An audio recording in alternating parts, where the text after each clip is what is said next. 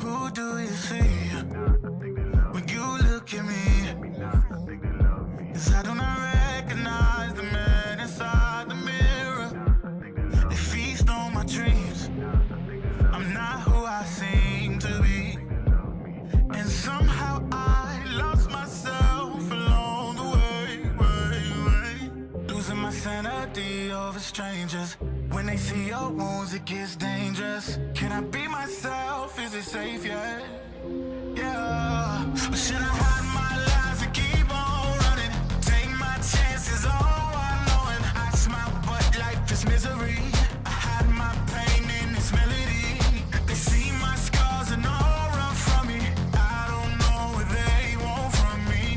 Can I find peace? Yeah, would they finally see me?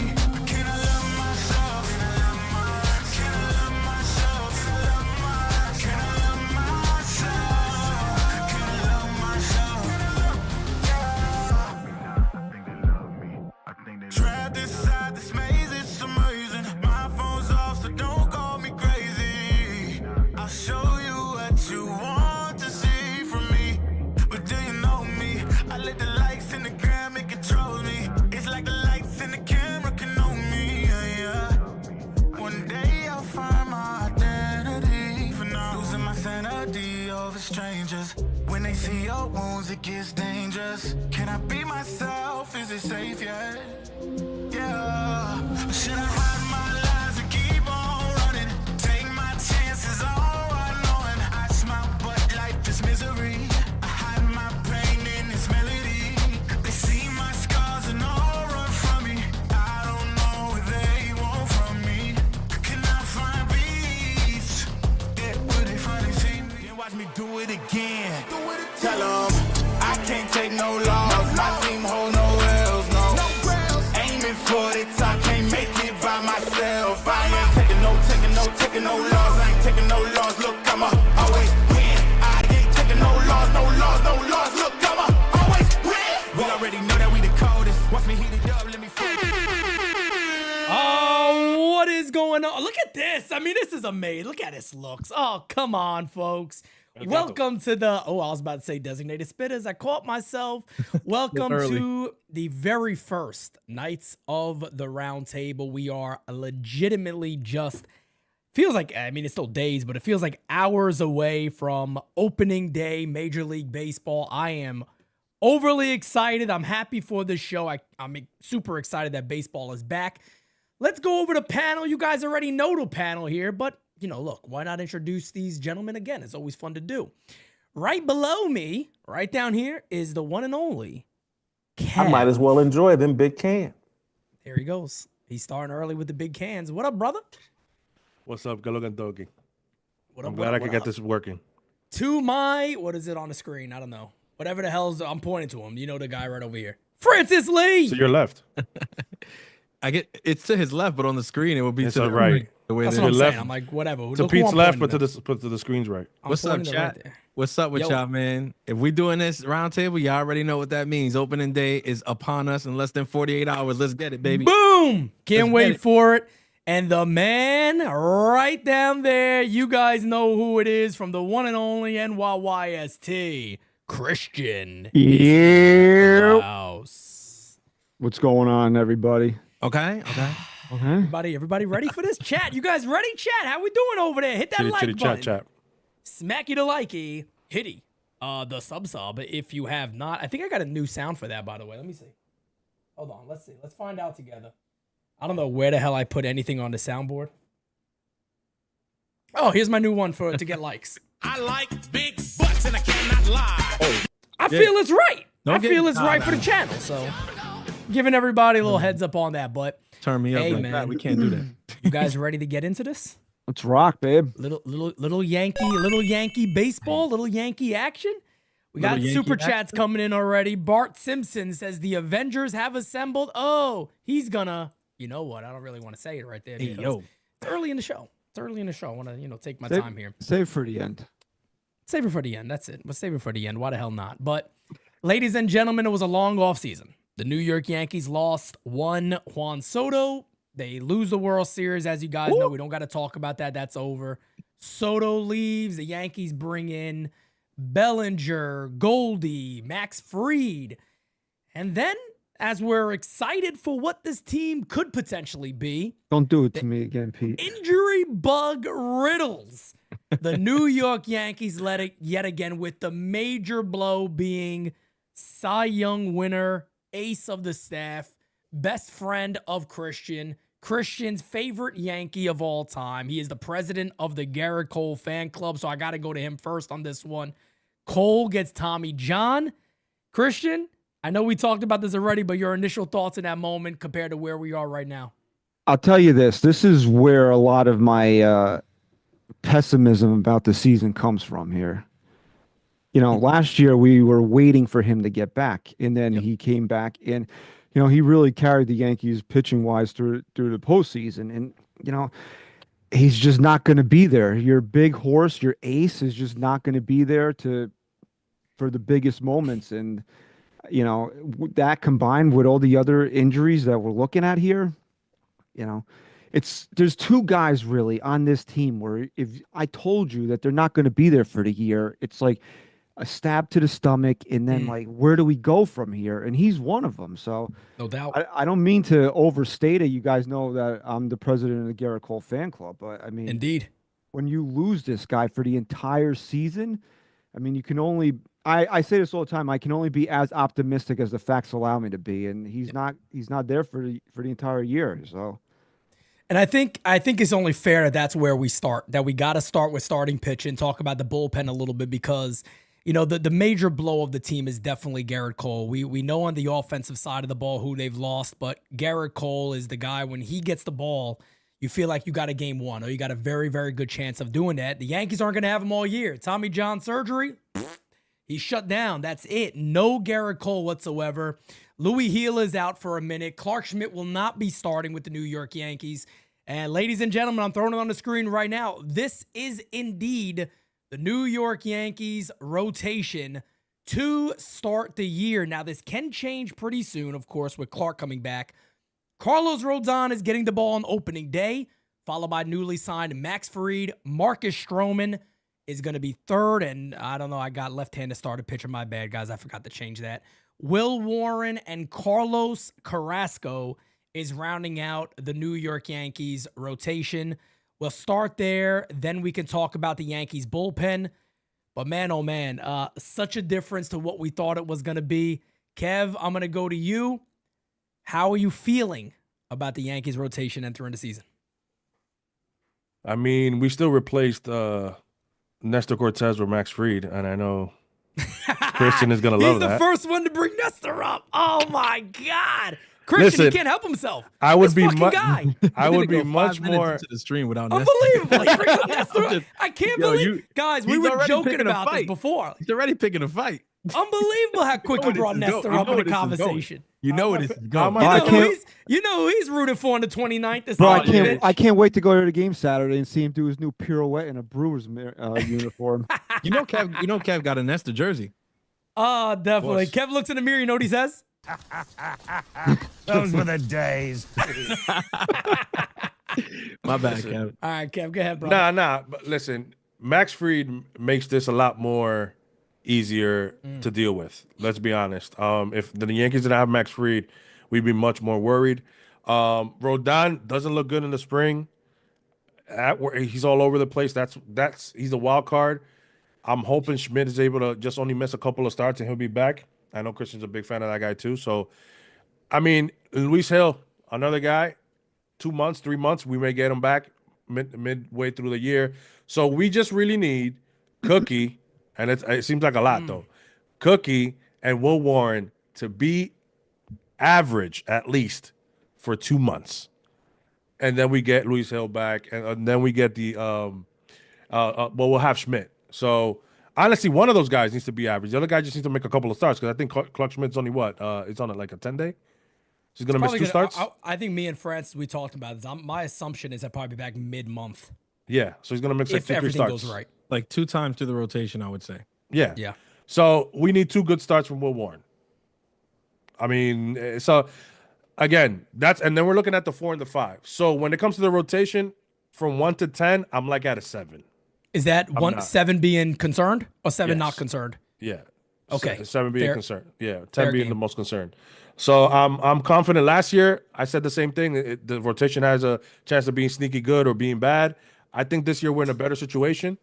And yeah, man. Again, when you got guys like Rodon needs to have a bounce back year. We need to cut it off already. This is your 3rd year, so you have to have. You think he had a bad year last year? You got to no. He had an average year. Okay. Yeah, he was a couple of starts away from having a really good year. Those blow up starts hurt him. So if he can stay away from that, I think we'll be in good shape. Christian? Yeah, this starting rotation is terrible. I'm sorry. I'm just being honest with everybody. This was when I looked at this team coming into spring training, I legitimately thought they had the best starting rotation in the American League. I know people like, oh, That's 2 years Seattle. in a row now. Yeah. Oh, Seattle. I don't care. Who's paying attention to the friggin' Mariners? Number one, and number two, if you look at the names we were boasting with Cole and Max Fried and Heel and Rodon was your 4, and then you had your 5 was Clark Schmidt. You know, line them up, bro. That was the best rotation in the American League. And then you can argue, like, where did they stack up in the that's a top 5, top 4 rotation in all of baseball. And now you lost Cole for the year. If we saw Luis Heel before the All-Star break, I would honestly be surprised. Agreed. And Schmidt, you guys say mid-month. I think knowing how the Yankees do these things, maybe a little bit later than that, but that last week of April, somewhere in there. Now you look at where you're back into your rotation was your 3, 4, 5 was Heel, Schmidt, and Rodon. Now it's friggin' Marcus Stroman, who if I could still trade him today, I would. Will Warren and Carlos Carrasco. That's a major drop-off right there. And there's a reason why the Yankees went from 92 wins, projected to down to 89. It's because of this rotation. And people will say, oh, well, we got Max Fried. That's great. Could you imagine where this team would be without looking at having Max Fried in this rotation right now? There's no Garrett Cole, and you can say, well, we didn't have him last year. But, yeah, you had Luis Heel last year, who's now missing 3 months. What are we getting out of Marcus Stroman? This guy fell off the face of the earth last year. Okay, so you want to say glass half empty? He gives you a good first 2.5 months like he did last year.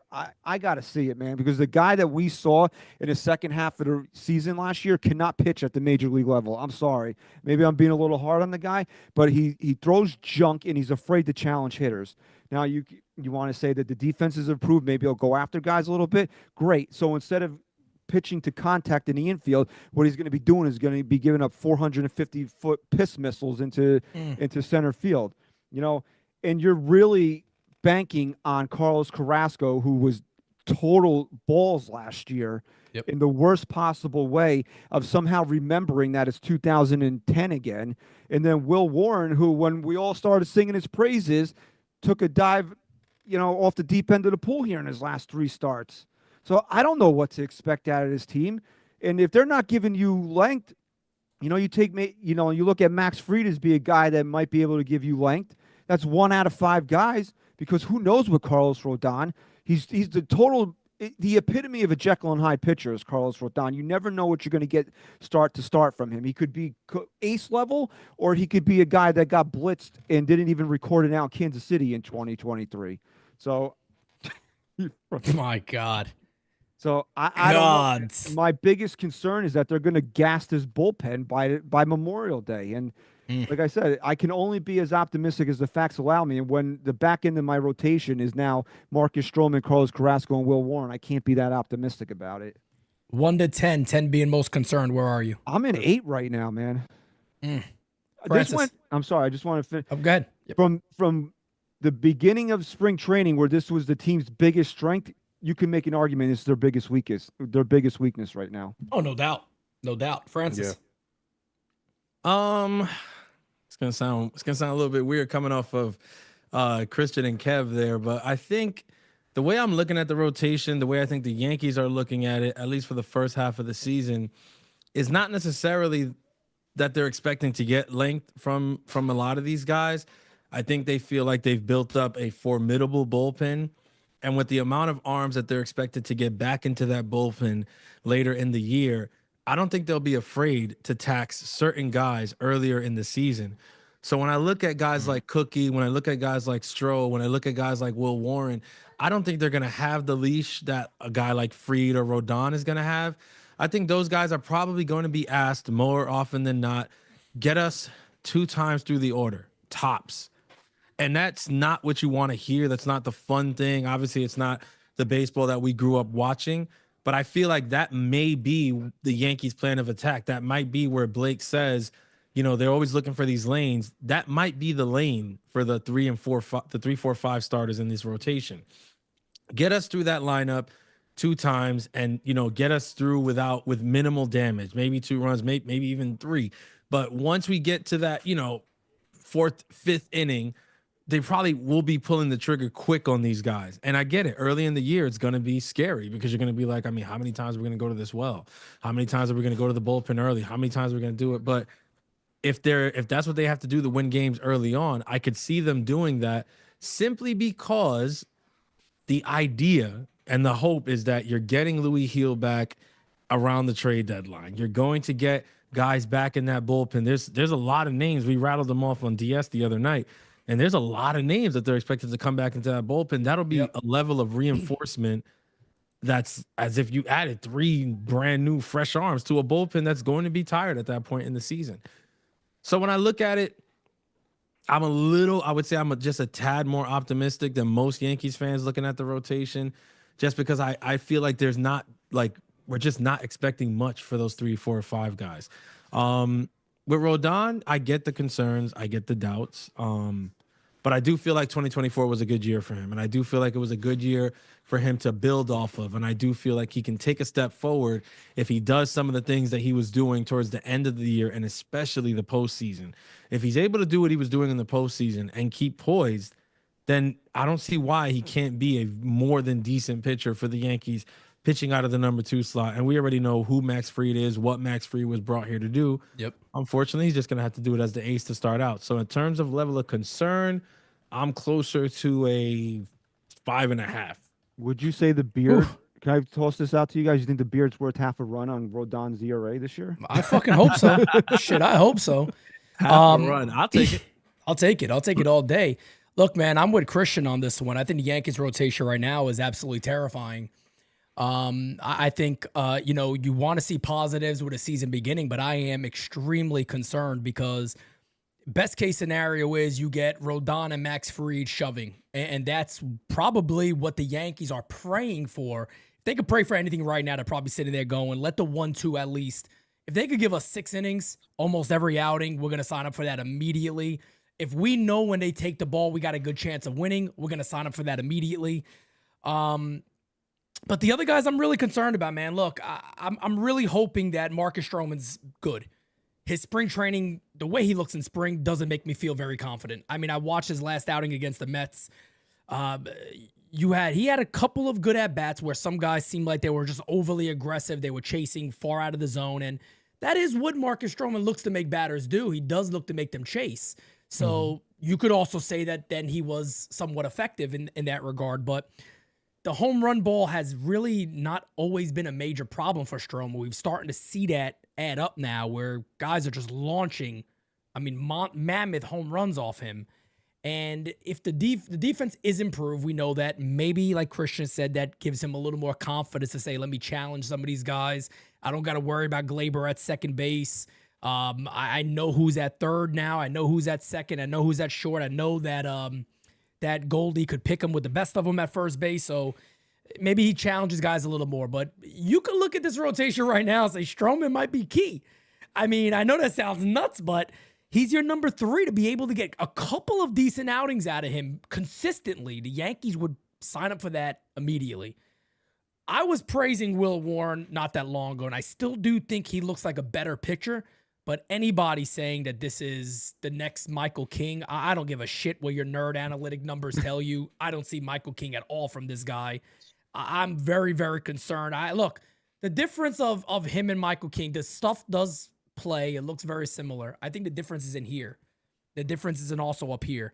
Michael King knew what he had. That dude will challenge you. He'll go after you. Yeah, when he missed his spots and stuff like that, like any pitcher, you know, it could get a little ugly for him. But Michael King's also a guy that pitched in the major leagues now and was a Cy Young caliber pitcher. If we ever were to get anything like that from Will Warren, everybody here is excited. Carlos Carrasco looks really good in spring training. But again, it's spring training. He said that he feels he's found something again. Okay, we're going to wait and see. My biggest concern that nobody here has mentioned yet is who's after that? Who's next? Who's next? Cam Schlittler? 6'7". Well, Schlittler is next. Who's the dude they just got? The guy they got that was a former Cardinals pitcher. I mean, you made an excellent point, bro. There's 6, 7, and 8 is now they're 3, 4, 5.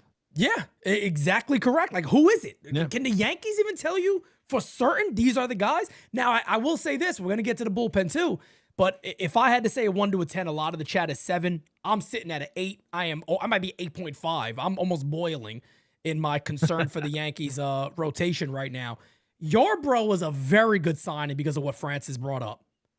Yarbrough threw almost 100 innings last year. Dude's got a rubber arm. That's what I'm saying. I think people need to remember that. Tim Hill's also a guy that's probably going to look to work a little more this year if they can. Yogo is there. He's going to make the team. I think we're going to get to the bullpen now, but he's going to make the team. Yeah. He flew back with Dominguez in them, so I think he's official. He's no. I think Aaron Boone kind of basically said too. There's one spot open, so we kind of know that's the De Los Santos, those type of players. But I think they're probably waiting to see who's released and see what they can do there. But exactly if they can upgrade. I'll start with the bullpen. So I'm an 8, 8.5, wherever you want me. I see a lot of people in the chat saying they're 7, 8, all there also. I get where the concern is there. No doubt about it. It's a very, very valid concern. When we talk about the bullpen again, here's the names right here. We got Devin Williams, right? We got Weaver. We got Tim Hill. We got Fernando Cruz. We got Mark Leiter Jr. We got Yoendrys Gomez. We got Yarbrough, who we just brought in. Francis brought up a great point about the bullpen, and I really like the Yankees bullpen. I really do. I like the Yankees bullpen. But listen to this. This is where Francis is right, what he was saying, how he thinks it could play with the rotation. Here's the names that are injured right now that are expected to be back. Ian Hamilton, who looked very good his last outing. Jake Cousins, Jonathan Loaizaga, Scott Efros, Tyler Matzik, Clayton Beater, and JT Brubaker are all expected back as of right now. That's a whole bullpen itself. That's a bullpen. I mean, that's a bullpen itself. So the one thing that the Yankees have never really struggled with is eventually getting a bullpen good enough that you're confident with moving forward. They've always been able to do this. So I'll start where I am in the bullpen. The bullpen, to be honest, as of right now, with the players we have and coming back, it's not my major concern. Who the last player is, I don't know. We're going to find out tomorrow. The latest. We'll know what the bullpen actually looks like. I also didn't mention Brett Hendrick, who was a starter. So he can also give you innings if the Yankees want to throw him out there in case there's a blowout or whatnot. But I'm pretty confident in the Yankees bullpen. Chat, I'll ask you guys too. And we're going to go right over to Francis here on this one with the bullpen. Yeah, with the bullpen, there's pretty much no concerns for me right now. I could pick like players who I have concerns with, like Fernando Cruz, for instance. But as a whole, no. As a whole, the bullpen is on the lower end of my concerns. If I had to put a number to it, I'd literally say like a 1 or a 2. And it has a lot to do with those 6 names. Now, obviously, people can say, well, it's 6 names, and there's also a possibility that some of those guys don't make it back. We don't know with Loaizaga. Brubaker's another guy who's been plagued. That's true. But that's where the quantity plays a role, because it's not 1 or 2 guys that we're expecting. There are 6 names, 6 guys, 6 bodies that they're expecting to come back throughout the year. So even if 1 or 2 of them don't make it, there's still 4 arms that they're going to be adding to this team throughout the season as the season goes along. Also the minor leagues tpossible. We didn't mention none of those guys like Rezelman and Messenger, the other guys that we've seen. So, yeah. I mean, I'm saying there's possibilities everywhere in terms of the bullpen, but that I feel really good about it, and I feel confident that the way that they're going to use it, at least early on in the year, is that they're going to tax some guys. They're going to, and again, like I said, we might not be comfortable seeing it early on. We might not like it. We might see a guy like Yogo, being ran out there and say, "Wait, what are we doing? Like, you can't do it. Like, why are they running? They're using them too much, or they're leaving them in too long and stuff like that." I could see them doing that. I could see them doing it, squeezing the extra out, trying to do, because that's where they are rotation wise. They don't have 3, 4, and 5 that are going to give them that length. You don't know. So the bullpen's going to have to step up big time in the first half. But I think that we've built the bullpen, right? Shouts out to Brian Cashman, because I don't think we'll be shouting him out too much throughout the rest of the show. But damn, shout him out here. Oh, I'm going to shout him out. I'm going to shout him out here. You built a very good bullpen with reinforcements to boot, and I think that should pay off for you. All right, before we move on to Christian, I'm going to read this super chat here from Rod Thompson. He goes, here I am coming into this chat, getting ready to get fired up, but now you guys make me want to pop open a bottle of Johnny Walker. Pour me some, brother. Thanks for the shot of confidence, fellas. Just give me something for the pain and let him die. Give me something for the pain and let me die. Thank you, Rod. Appreciate it, brother. Christian, let us know about the bullpen. Yeah, like Francis said, man, if 0 is a cop out, then I'll say 1. I'm not concerned about this bullpen at all. Like you said, they have basically an entire replacement bullpen coming at some point in the season. And if you want to give Brian Cashman credit for anything, he can build a bullpen. Yep. Look what they got out of Michael Tonkin last year. Look what they got out of Tim Hill last year. These were literal nobodies, bro. Tim Hill was so friggin' bad, he got cut by the friggin' White Sox last year. And outside of Luke Weaver, who got bigger outs for the Yankees out of that bullpen in the postseason last year? Well, Aaron Boone didn't think so. Well, there's somebody called Nestor Cortez. That's Kev's boy, okay? That was his guy. Big moment, Nestor. So I'm not worried about I'm not worried about the bullpen at all. If they run a foul here and guys don't do the job, they'll find somebody and he'll pitch to a 2.6 ERA. Yeah. Throughout the course of the summer. And you look at the back end of his bullpen, who's got it better than Luke Weaver and Devin Williams right now? So I know where the last 6 to 9 outs are coming from. It's just, if I'm only getting 12 from the starter, how do I get to that point? And that's a little bit of a concern. But overall, as far as this bullpen goes, this is like the one thing I'm not losing sleep over. I feel you. Kev. And that's where I think that it's going to be important, especially if these guys are on early, that it may be okay the first couple of months. Because if Stroman's only going to give you 4, and then you piggyback Yogo or Angel for an inning or 2 until you get to those guys are going to be key. So if their work, if they're doing what they're supposed to, that's why I think we're going to be okay. So, but when it comes to the bullpen, I have 0. I agree with everybody here. I mean, I don't know who disagrees with the Yankee bullpen at this point. It'll be moronic. I think it's a negative, if anything. -0, -1. There's no -0. What the fuck? Yeah. But yeah, I'm not worried at all about the Yankee bullpen, man. And can I just say this? Please. Yarborough was the bulk guy for Tampa Bay. He followed openers all the time. The Yankees, I don't like when the Yankees get cute or creative, but that could be something that they look into. If they notice that after, let's say Schmidt is, pushed back or whatever, because God only knows with the Yankees how these injuries wind up with, and maybe he's not till the first or second week of May. Will Warren's getting blitzed the second time around. Maybe they say, all right, Will, give us 2 innings, and Yarborough will piggyback you. That's something that they could look into too. Yeah, same thing as Kev said with Yogo also. Yoedges Gomez is used to going 2 to 3 innings with ease, so he should be able to do that. I do got some fun questions around the bullpen I do want to ask. This man right here, right? Devin Williams. Devin Williams is basically is making his Yankees debut. He's our closer. I think we all felt pretty comfortable with the Yankees were entering this year with Luke Weaver being a closer. I know I was cool with it. I'll ask you guys here momentarily about what do you believe his bounce back is going to be? Do you think and I don't mean bounce back as in, is he going to bounce back and have the same type of season he had last year back to back? I'll ask that momentarily here, but I want to go around the room and ask about Devin Williams.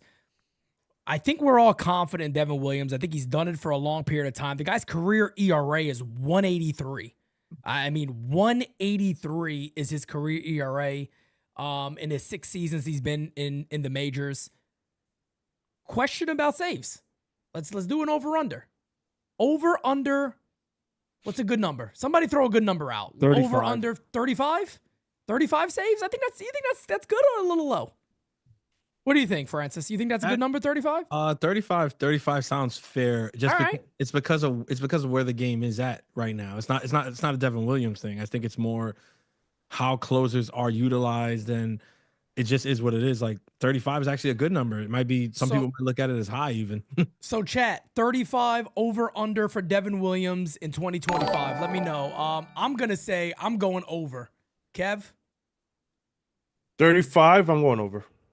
With the bullpen they Francis? have, they should be able to bridge nicely. Now. Yeah. I got him over 30. I got him over 35, between 35 and 40. Okay, Christian? Yeah, I'm going to take the over on that. I think the Yankees are going to be in a lot of close games this year. Makes sense. I'm going to get to this members chat real quick. But Macho, he goes, let's go 329 NYYU Day, UWO for life. Yankees win on Saturday. Audi Club take over. Pandemonium. Freak out on the crazy train of madness. Stay Macho. Oh, yeah. Mach out. I ain't even going to try to do the Mach out because Oh, yeah. nobody does it like the madness, okay? One more question before we move on from the bullpen. Is anybody concerned about Luke Weaver? Anybody? No concerns whatsoever. You think he's going to have the same type of very, very good season that he had? I think Luke Weaver will be better. Damn. I think Luke Weaver will be better this year. I think he's going to decline. Really? So here's I'll say why. Slightly. I don't think he's going to have the same year he had last year. It's kind of here. I'll say this: it's going to be kind of in terms of what, because I mean he won't be the closer naturally. So right. In terms of like save opportunities and stuff, you're not talking about that. You mean like stuff wise, he won't be stuff wise overall season. Okay, overall impact. When the more people see you, familiarity, is a thing in baseball. So the more times people get looks at him now, he's not going to be surprising people. People are kind of expecting Luke Weaver now. They understand what he brings to the table, so it will be different. The reason I can see him being better is not in terms of being a better pitcher, but he'll be better in the role that he's in this year. I'm not saying that he wasn't a good closer, because I think he was the best closer for the Yankees last year. There was no argument for me there. We knew that, the opening day starter for Queens baseball wasn't the guy. So I was very happy when Weaver stepped up and kind of took that mantle for the Yankees. I do think, though, that he is better suited being that eighth inning guy. And I feel like he is going to find a home in that role this year. And I think he'll be better. I don't know. I just feel like his stuff is going to play even better. The parts of the lineup, too, that they'll bring him in for will be different. So I misspoke by saying eighth inning, because I don't think he's going to be exclusively an eighth inning guy. I think he's going to be that fire guy anywhere late in the game. It could be in the sixth inning with an out or two in the sixth, and they bring in Weaver. If they think that that's a key moment in the game, and they say, look, we need to get these outs here, so that the next time these guys come up, we can just go to Devin. Like, I like being able to utilize Luke Weaver for that role. We didn't have that last year, and now we do. Yeah, and just to clarify what I'm saying, because I don't want anybody thinking, oh my God, Pete thinks he's going to have a 5 or a 4 ERA. Oh, that's what they're going to say. They're going to run with it. No. I think he could have a similar year. I just don't think he's going to be as dominating. I mean, you look at his numbers across the board, 84 innings, 103 Ks, a 093 whip. I mean, the guy was stupid good last year. And I don't think he's going to throw 84 innings this year. I got a feeling maybe it might be right around that mark, maybe a little less, but I don't know. I just feel like I think he'll have a chance of being very, very good. I just don't know if he's that good. So I like what you said there. And because of that, I do want to make a caveat, though. Me saying I think he's going to be better is predicated on he's throwing less than that. Of course, because that's a lot. That's a pretty heavy workload. If they still have him around 78, 79, 80 something, 82 inning, then I do see the decline, because what we saw last year in the playoffs wasn't that his stuff wasn't as effective and he was in effect. He was tiring. That's what we saw start to happen in the ALCS. And then, so that's natural for a guy who was thrust into that role and then kind of like, went on this little insanity run. That happens. I'm basing my pick for him this year off of the fact that I think because of how the bullpen is built, he's going to be utilized less, but in better leverage situations for what he provides. Okay.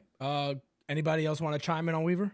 I do think the Yankees have to back off pressing his gas pedal a little bit this year. Like you said, 84 innings is probably going to be a lot. If he was down in the low 70s, I would feel a lot better about that. Mm-hmm. And I do like him going back into that role where he was kind of like the fire extinguisher, and he was very versatile, that he could give you multiple innings, give you an inning and 2/3 if you needed it.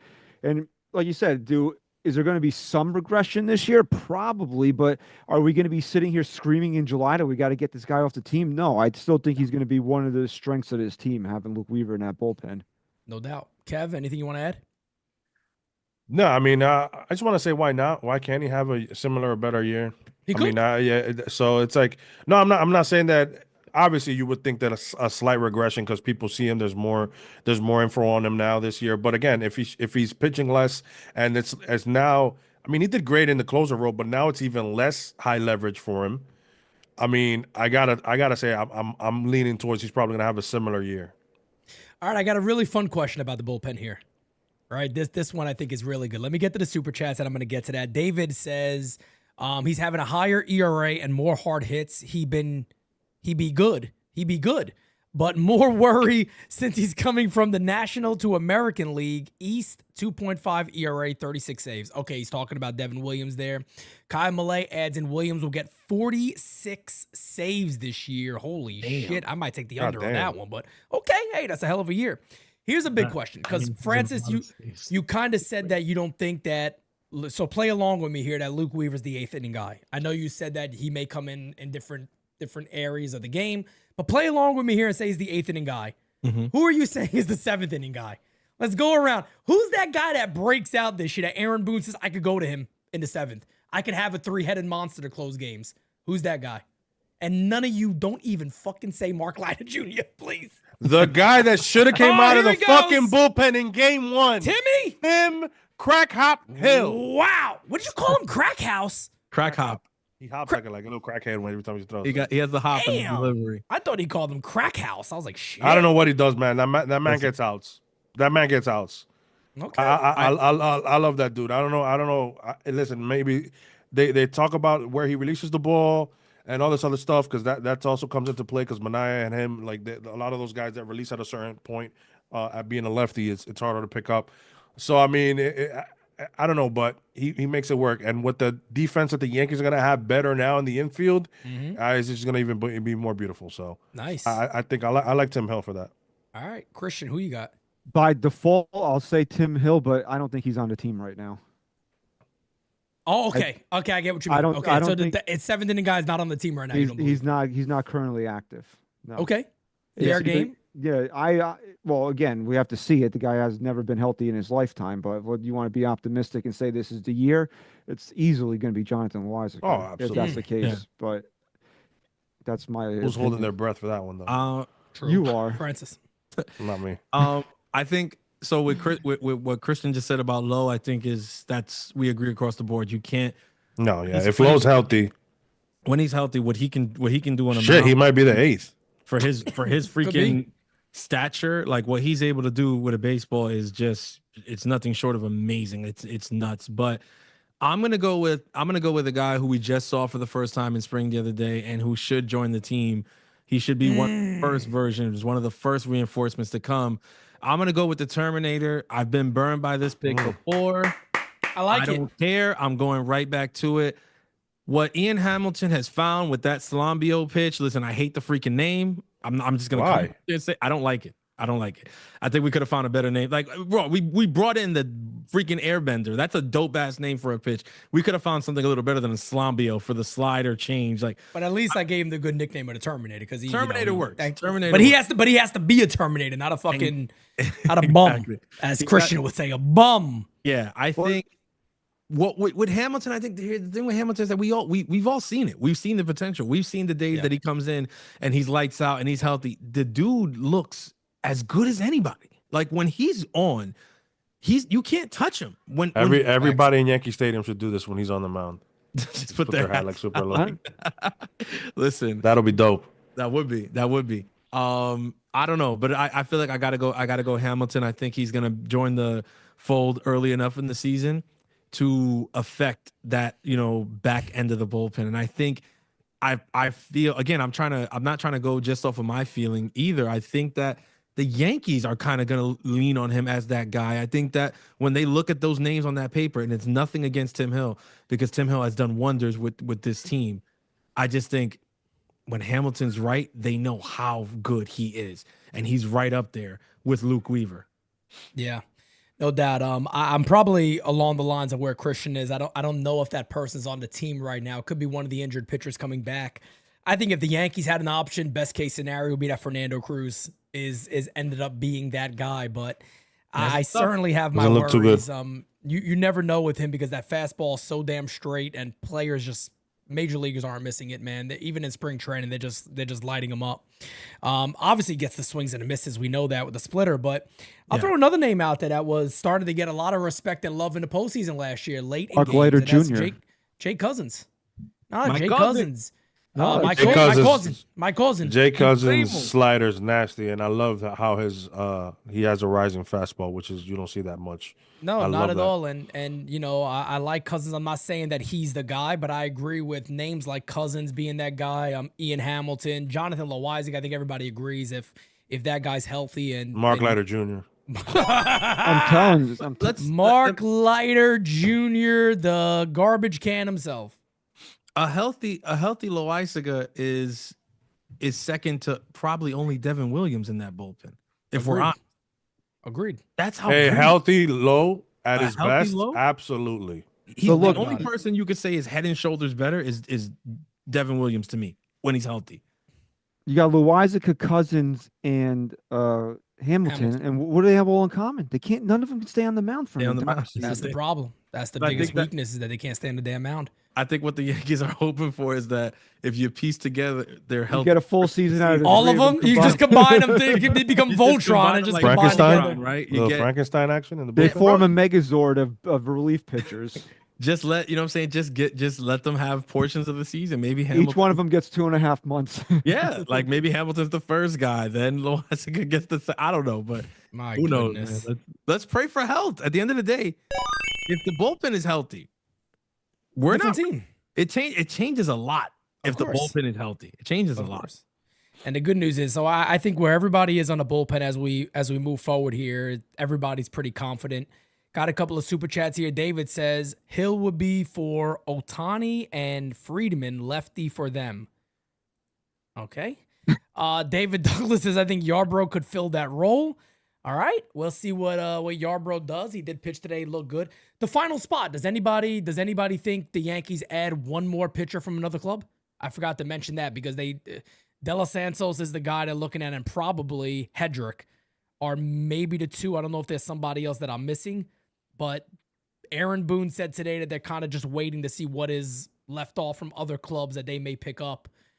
Do you think it's another move from outside, or do they go with a guy like De Los Santos? Depends on what you just said. Depends on who's available.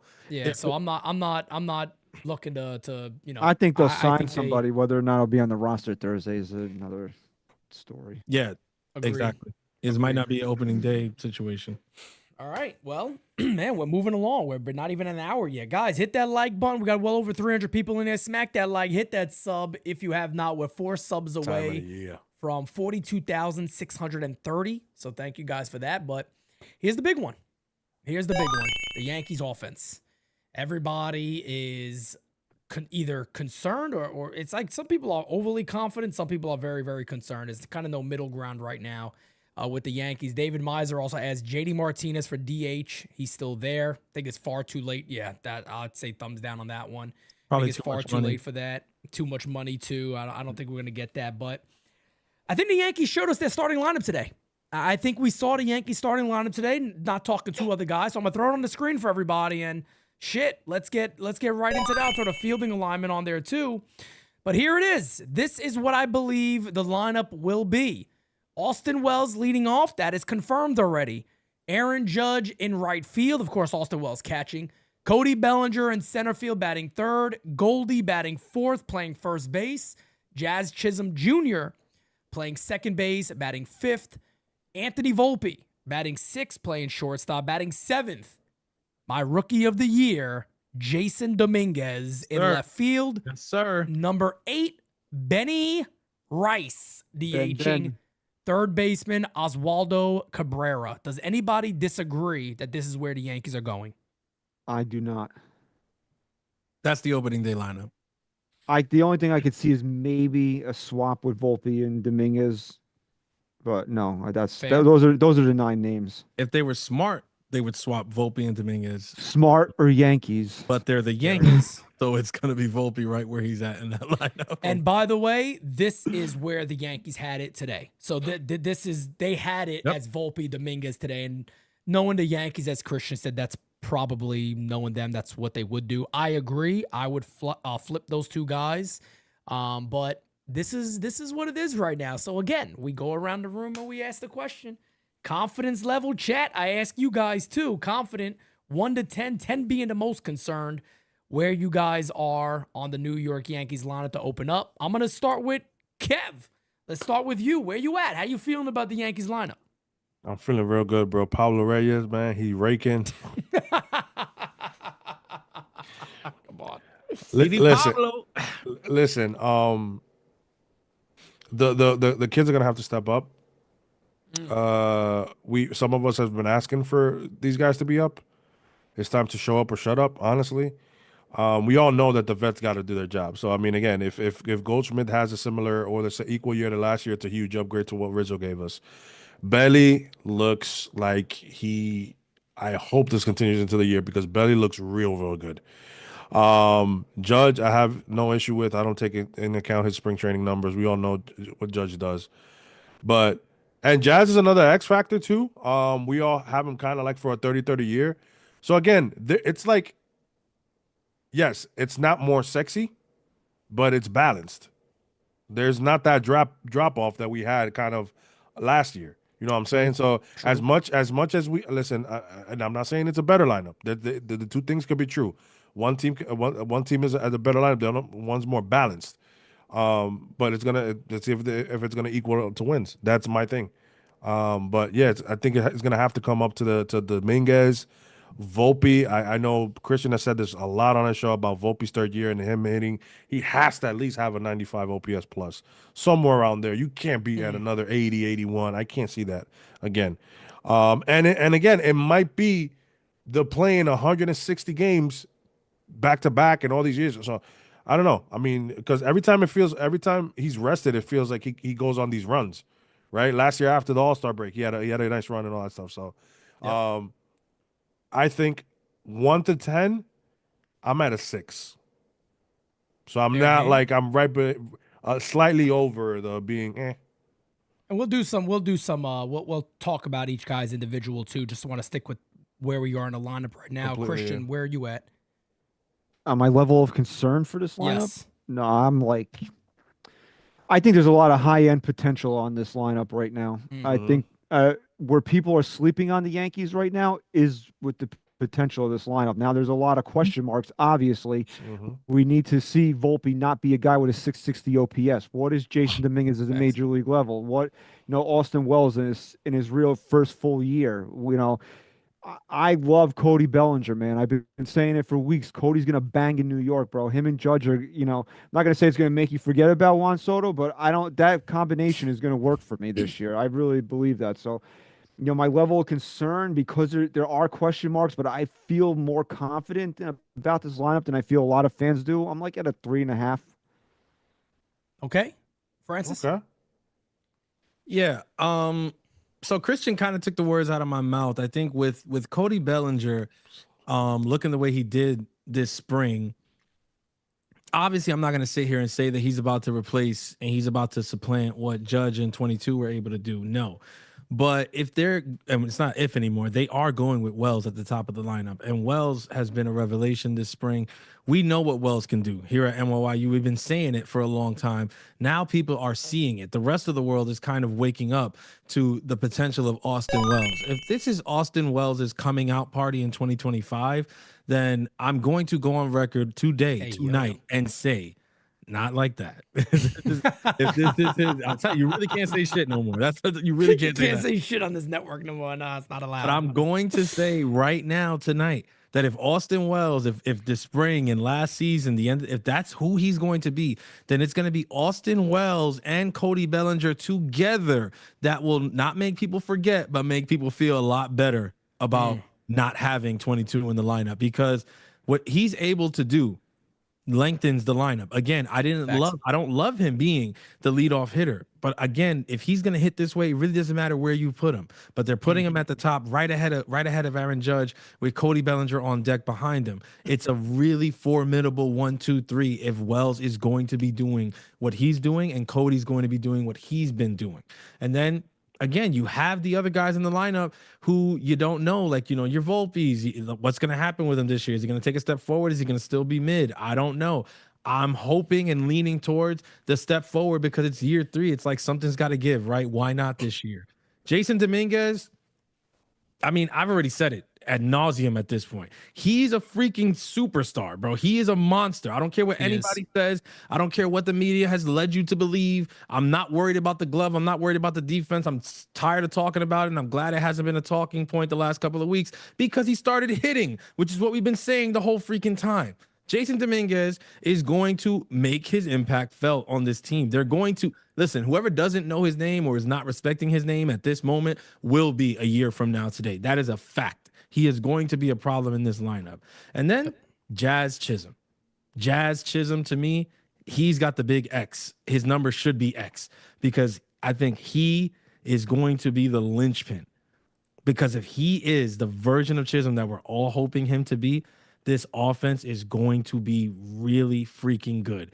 No matter how much they're sleeping on it, if Jazz Chisholm is that 30-30 guy, this offense is going to be really freaking good, man, because it's just going to be deep as hell. And I'm not going to, any word I could use to describe it here is going to be super ayo. So I'm going to just leave it there. Yo, my man said, I'm about to fuck deep in it.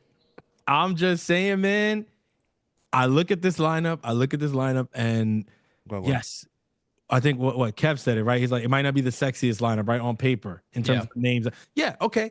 Might not be the sexiest. Well, you're going to have fun under the sheets. I'll tell you that much. It's going to be a freak. It'll be a lady in the street and a freak in the bed. That's what it's going to be. That's my analogy. That's what I was getting at. A lot of times it's not about what stuff look like on paper. It's not about what it looked like on the surface. Sometimes you see something out there, they move and you're like, I don't know, she look kind of normal. She look kind of regular. You take her home and you have the wildest night of your life. I think this Yankees lineup is going to give some of these pitchers the wildest night of their life if they come to Yankee Stadium sleeping on them. That's it. This went off the rails really quick. It's about a 2. Concerned about a 2. All right, here we go. By the way, go ahead. Just to add a cherry on top to what he said, if Jazz continues to hit like he has hit with the Yankees, it's just going to be phenomenal. Exactly. If you look at what he's done as a Yankee, it's been great. Yeah. We're gonna talk about him some more. DJ Steels adds it on the super chat. I'm gonna give Crackle some liners for the ladies on March 29th. Oh shit, let's hear these. They say beauty is in the inside. Can I see yours? Damn. Hey, yo.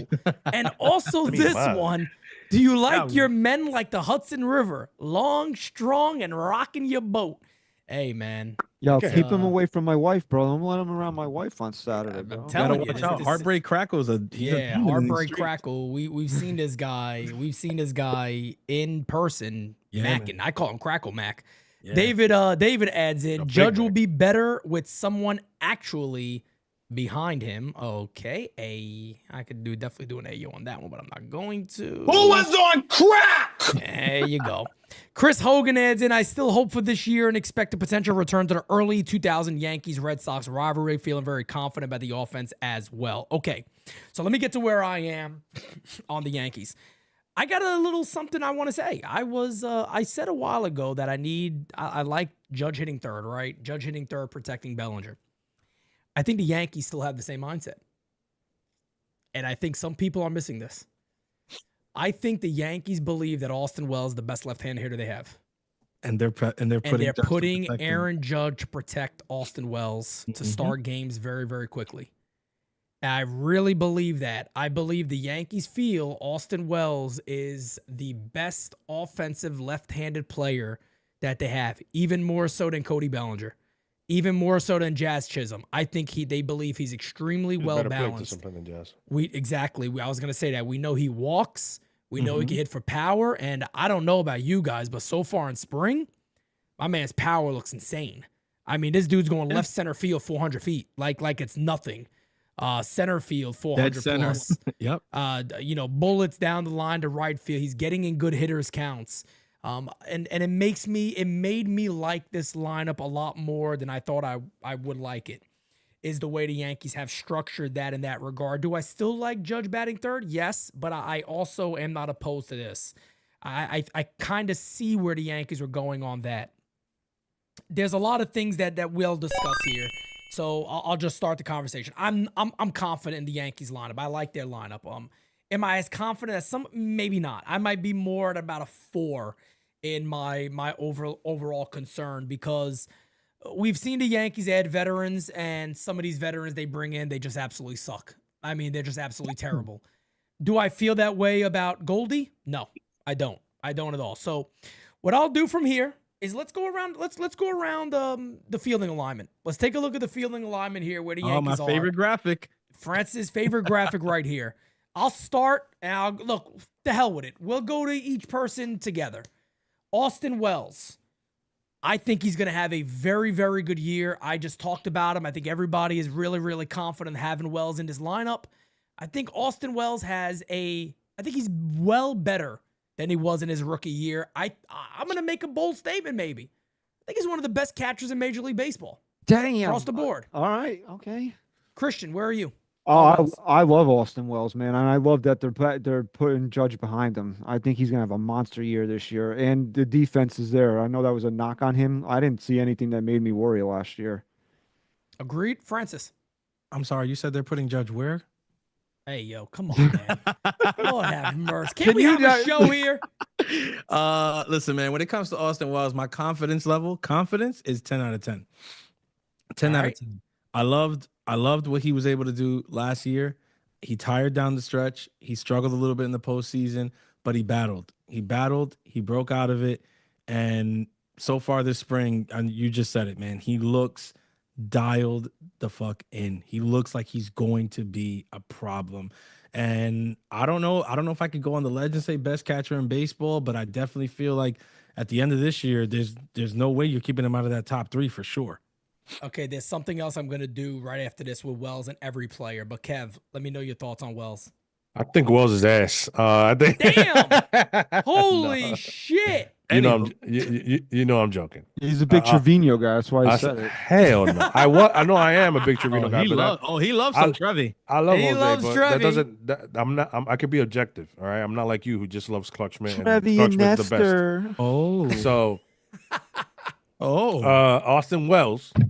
Wellsy is going to be very, very good. He's already the best catcher in New York. That's not even a debate, bro. Yeah, that really shouldn't be. I think he's the best catcher in our division. I don't care about Ali. I like it. And I think he's gonna have. You're right. I think he's gonna have a top 3 season, man. His defense and his framing. Yes, pop time and arm, I get that, but I mean, at the end of the day, the guys with the rules that they have, they're gonna abuse the stealing base no matter what. Yeah. So I'm not too worried about that. But when it comes to his offense, his glove, his framing, which is still a factor because there's no ABS system, I think Austin was gonna have a phenomenal season, and I think this is the season that the Yankees been waiting for him to have. Who we all got hyped and we're told that his bat was his strongest attribute. So I can't wait for Wells or Wellsy, whatever they call him. Bigote is what we call him here. The future backup Dominican catcher of the WBC. I can't wait for him to have a phenomenal year. All right. David Douglas adds in, I feel good about the offense and hope it holds up to the deadline to add an elite bat. I want to look. I know not everybody's a big fan of Baseball Reference. It's not always the area you jump to, but I do like that they have some projections on there. So I want to just go by, forget batting average, forget all that stuff. I'm going to go over the 3 big stats, right? Slugging, OPS, and batting average. So I'll start with batting average. Batting average, you know what? Not slugging. Forget slugging. OPS. So batting average, on base percentage, and OPS. I want to ask you guys if you think he's going to be over these numbers. And homers. 240 batting average, 319 on base percentage, and a 732 OPS. This is Wells. This is Austin Wells. 240 batting average, 319 on base percentage, 732 OPS. On all 3. Well over. I'm over. I'm doing over on all 3. He dances with like 100 and 110 points above his batting average. So if he hits 240, his on base is going to be 350, 360. So Facts. yeah, absolutely. I'm going over on all of them. Francis, what do you got? I got them I got them having Austin Wells all the way fucked up, to be honest with you, bro.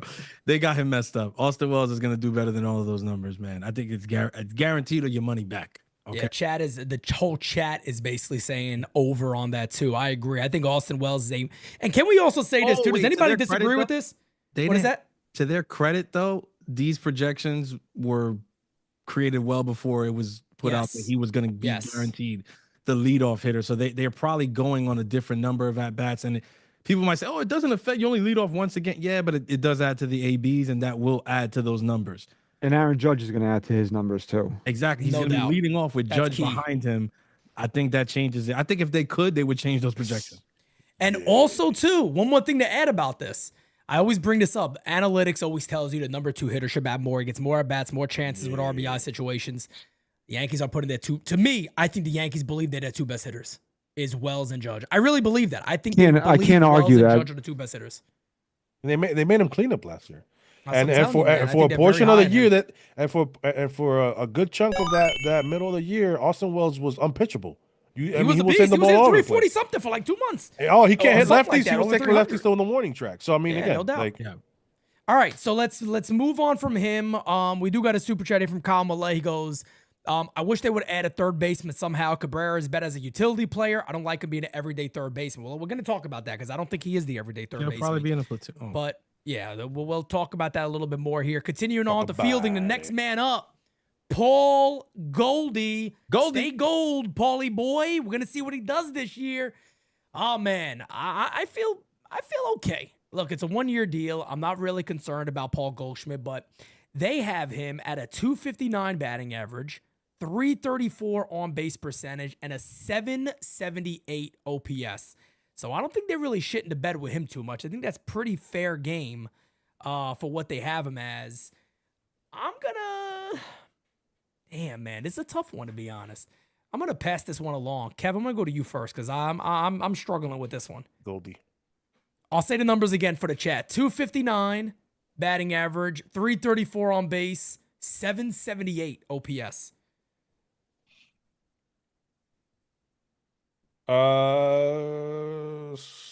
I'm not gonna go under. I think he's gonna be over. I think it's gonna be over. Yeah, I think it's over. Yeah, I'm going over with Goldie. I mean, I think I think his situation in St. Louis is what really maybe had him start off slow. He heated up at the end of the year. He's a professional hitter. He still hits the ball really, really hard, man. Yep. So I think he's gonna be over that, man. There's no way he's gonna hit 250. He's gonna do over that. Christian? I'm probably under for Goldschmidt. Fuck you. The fuck did you say? I told you, bro. I'm coming for you Saturday. You better watch it. Yo! I'm gonna run. Oh, I'm gonna run. Oh, he's gonna come for you. Listen, I just can't get a good feeling about this guy for some reason. And but here's the thing with Paul Goldschmidt. The bar is set at don't be the worst first baseman in Major League Baseball. That's it. That's what we're asking you to do. Just don't be the worst first baseman in Major League Baseball. So I mean, if he does that, then the Yankees will be fine. But I don't. Right. I just don't. I just see him under for some reason. Last year he hit 245. So I mean, but again, he had a much better start. And the back is already creeping up, man. I don't know. I'm not getting a good feeling about Paul Goldschmidt. I don't know. All right, Francis. I'm gonna tell you right now, when it comes to Paul Goldschmidt, I look at one number and one number only when you're talking about those 3 numbers there. OPS. They got him at 778, you said, right? Yes. If he does that, 778, 780, we're golden. I'm telling you, we're golden. If he puts up a 778, 780 OPS, Paulie, you did what you needed to do. That's it. For me, that's where I'm at. I'm gonna go even. I'm not gonna go over. I'm not gonna go under. I'm gonna go even. I think that the batting average is right around where it'll be. If it was 255, 250, 249, wouldn't shock me, right? But if it was 261, 262, that wouldn't shock me. So I'm gonna stay with that 259. And the on base was what, in the 330s? You said on base, yeah. On base 321. 321. Okay. If it was 330s, I would say that was a little high. 320 seems about right. I'm gonna go even. I think they got it right with Goldie. And I'm wrong. I'm sorry. They had him at, I was looking at the next player I was going to talk about. They have him at 334 on base percentage. Okay, yeah. Okay, so in that case, then I would maybe go under, but not significantly. I'm thinking like 320s. That's what. So, but again, I think they got it more or less right with Goldie, and I think that if he does put up those numbers, we are golden. I'm telling you. Yeah, I'm gonna look. I'm gonna take maybe a little bit of the easy way out here. I think I'm staying where the numbers are. Yeah, me too. Even If That's he's an option. able to do this, I mean, I know it's an over under. Look, maybe if I had to choose something here, maybe I go slightly under, very very slightly under these numbers. You got to remember he is a year older. Yeah, I think he's looked very very good in spring training. There's a lot to like there. Second half, he looked really good. I also think Yankee Stadium's going to help him. You know, some people are talking about that. We've talked about that a lot here, especially if you look at the spray chart and put Yankee Stadium there, you know, how much better he had a chance of being. The thing I like about Gold is he could still be late. He could still be late on pitches and drive the ball with authority to right field, even put it over the wall, especially at Yankee Stadium. So he's one of those guys, to me, it's a toss-up. It really wouldn't shock me if he's bad. It also wouldn't shock me if he has a very, very good year. That's kind of how I feel. I feel like there's a two-faced thing going on here with him is what side are you going to get? I don't know if there's really an in-between. I think he's going to surprise people or he's going to let people down. I mean, I want to clarify. I picked the over, but I don't think he's going to hit 290, 280. I think he's going to hit 260, 265. Fair. I mean, slightly over. I mean, but, and again, to your point, he doesn't have to go have an insane season. Not at what all. we had last year was dog shit. So literally, we're just asking him to not be dog shit, and there's no way he's not gonna be. He's gonna be that. So I mean, I'm feeling very good. And again, he doesn't have to carry any load. He has Judge. He has Belly. Oh, he doesn't carry loads. Okay.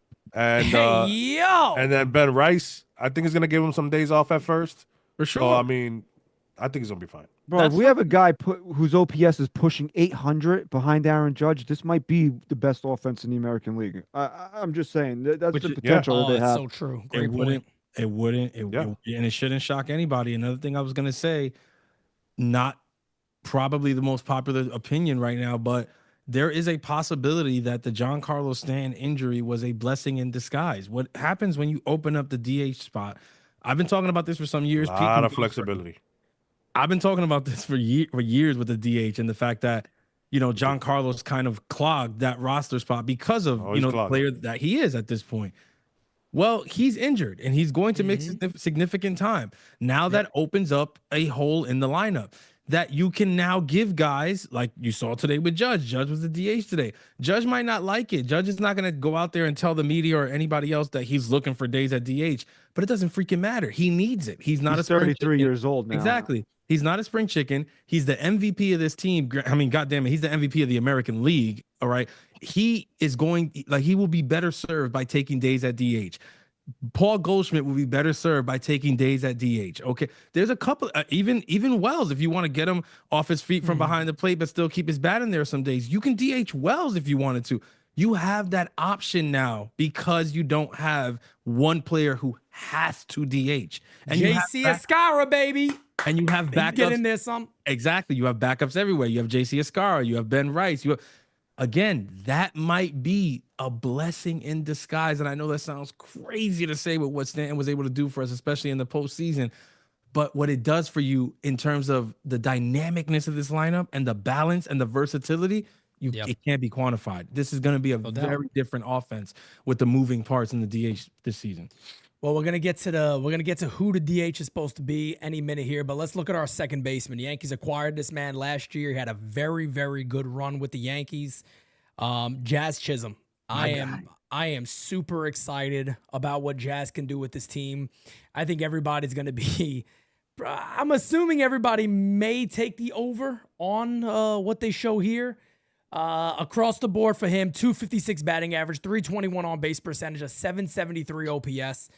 I'm going to be let down if Jazz does those numbers. I think Jazz is going to have his best year in the major leagues with the New York Yankees. People got to remember, sometimes I bring up immediately when this year started, I said Jazz is going to have a 30-30 year. I've been pushing the 30-30 notion with Jazz. Some people have told me you're crazy. I don't understand how we can do that.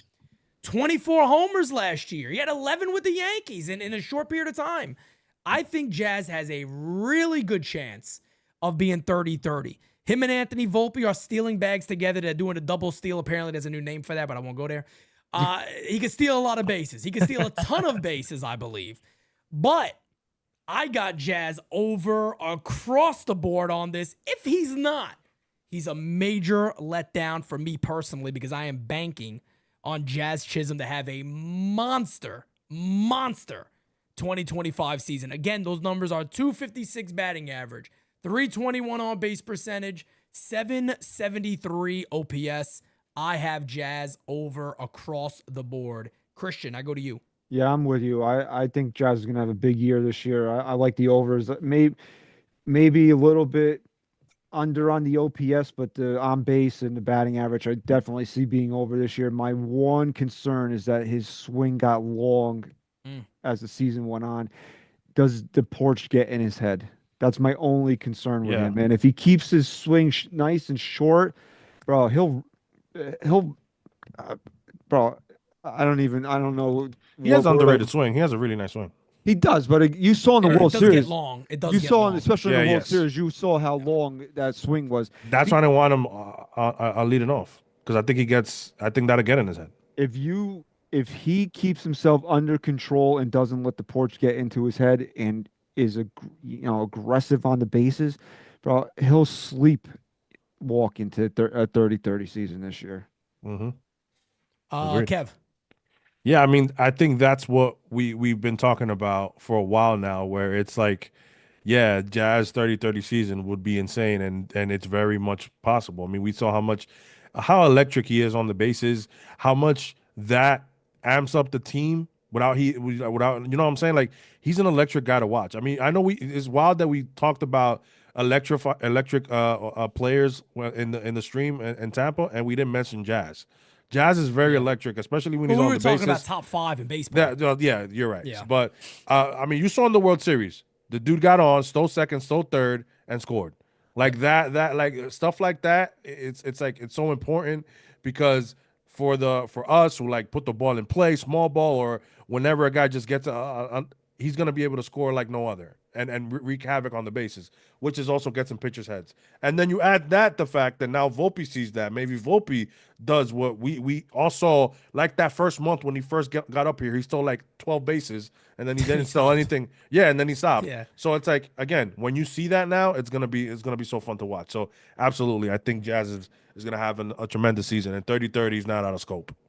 All right, Francis. Over across the board. Woo! I don't think there's any argument. I might as well enjoy them big cans. Oh, he's going to enjoy them big cans. I'll tell you that much. I'm gonna come. Jazz is my guy. He's my dude. When I look at this team, when I look at this offense, I said it already, to me, he is the X factor of this team. He is the linchpin. I'm telling you, to me, he's going to be the catalyst. We will go as he goes. It sounds crazy because you're like, well, Aaron Judge is the guy. Yes. But we all know Aaron Judge is the guy. And we all know what we're expecting with Aaron Judge. You know what I'm saying? Like, if Aaron Judge isn't Aaron Judge, then pack us up, stick a fork in us, we're done. That's just what that is. In terms of this lineup, though, I'm telling you, for me, it's him. He's the catalyst. Keep him out of the leadoff spot. Keep him out of the cleanup spot, and you're going to get the best version of this guy.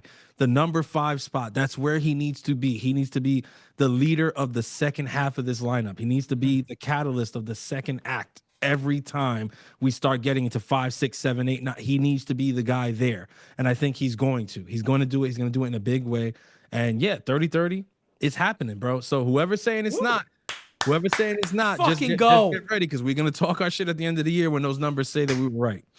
Oh, man, I absolutely love it. It seems like the chat is also pretty high on Jazz Chisholm. I think everybody can. He's also...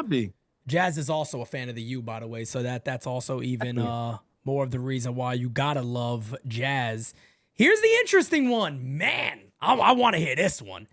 Anthony Volpe. Yeah, this is my guy. Got the bat right behind me, man. I hope he's using that this year in a big, big way. But here's the numbers. And I think it's gonna be interesting because they kind of have him maybe a little bit better, not too much. 240 batting average. They finally got a break into 300 across the board on the OPS. On base percentage at 302. OPS 691. So to be fair, slightly better on two of those categories. He had 240 something last year, but 302 on base percentage, 691 OPS, 240 batting average. Hey man, look, I'm gonna start with this one. Anthony fucking Volpe's gonna do better this year. Over across the board. Over across the board. Wow. The one thing this fucking guy has to learn, Anthony, if you're out there listening to me, you need to walk more, brother. You need to walk more. You need to lay off of that damn. And I know, look, easier said than done. I am not a professional baseball player, folks. I get it. But he's a professional. You gotta pick up on that pitch somehow and lay off that slider away. It's always been a problem in the minor leagues. It's always been an issue for him.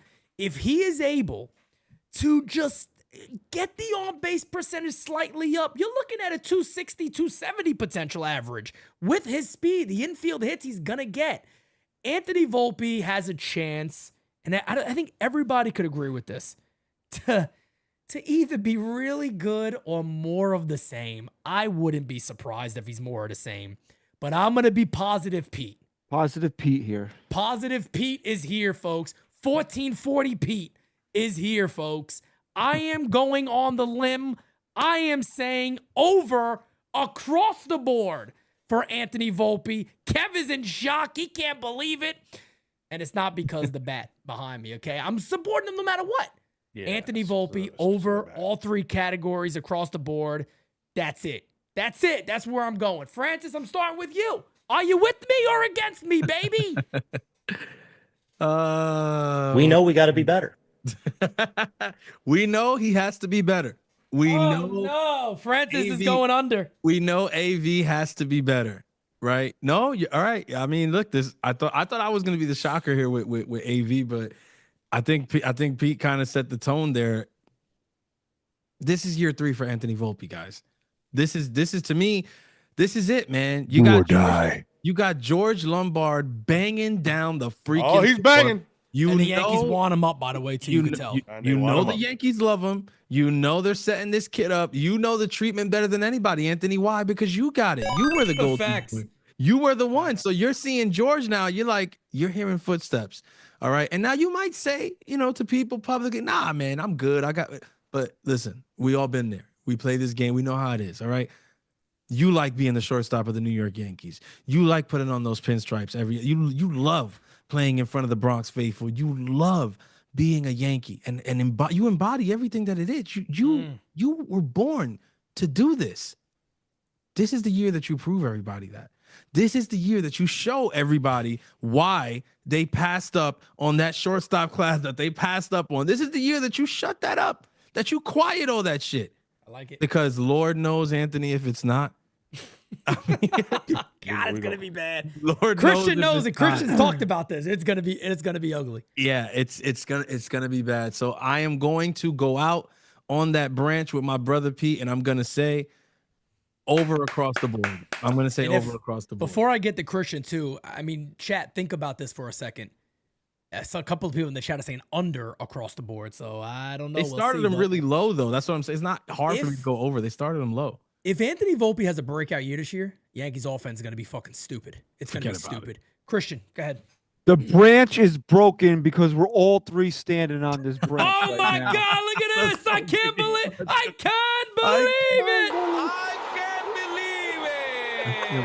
I can't believe he added that damn sound to the board. That's what I can't believe. Yes.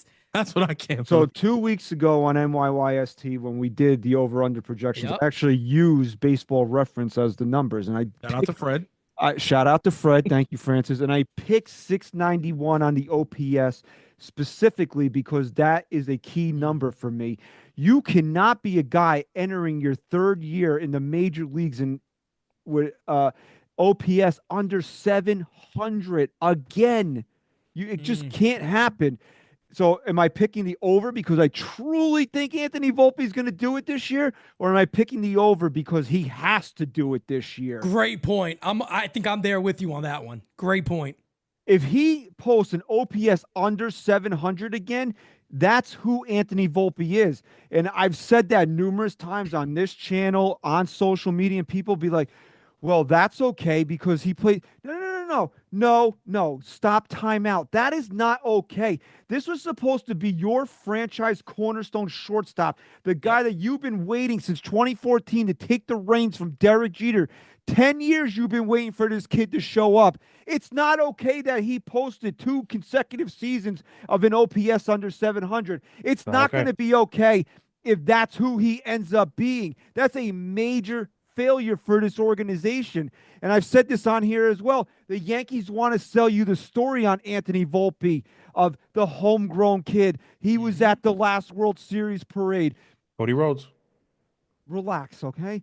That There's melanin in his soul. Oh, here we go. I can't. Finish it, you son of a bitch. Cat. I can't do they that. want the holy trinity of the Yankees to be Garrett Cole, Aaron Judge, and Anthony Volpe. When I walk through ShopRite and I see the buy your tickets now sign, they want Anthony Volpe on that fucking poster. You don't put guys with an OPS of 660 on a poster. Yo, man, it's spitting flames right now. Bro, that's what the team wants, and that's what this team needs. This kid steps up and is anywhere. He had an OPS in the 800s in the postseason. I'm not asking him to do that. Is 750 asking for too much this year? Because if he does, this takes this Yankee offense to the next level.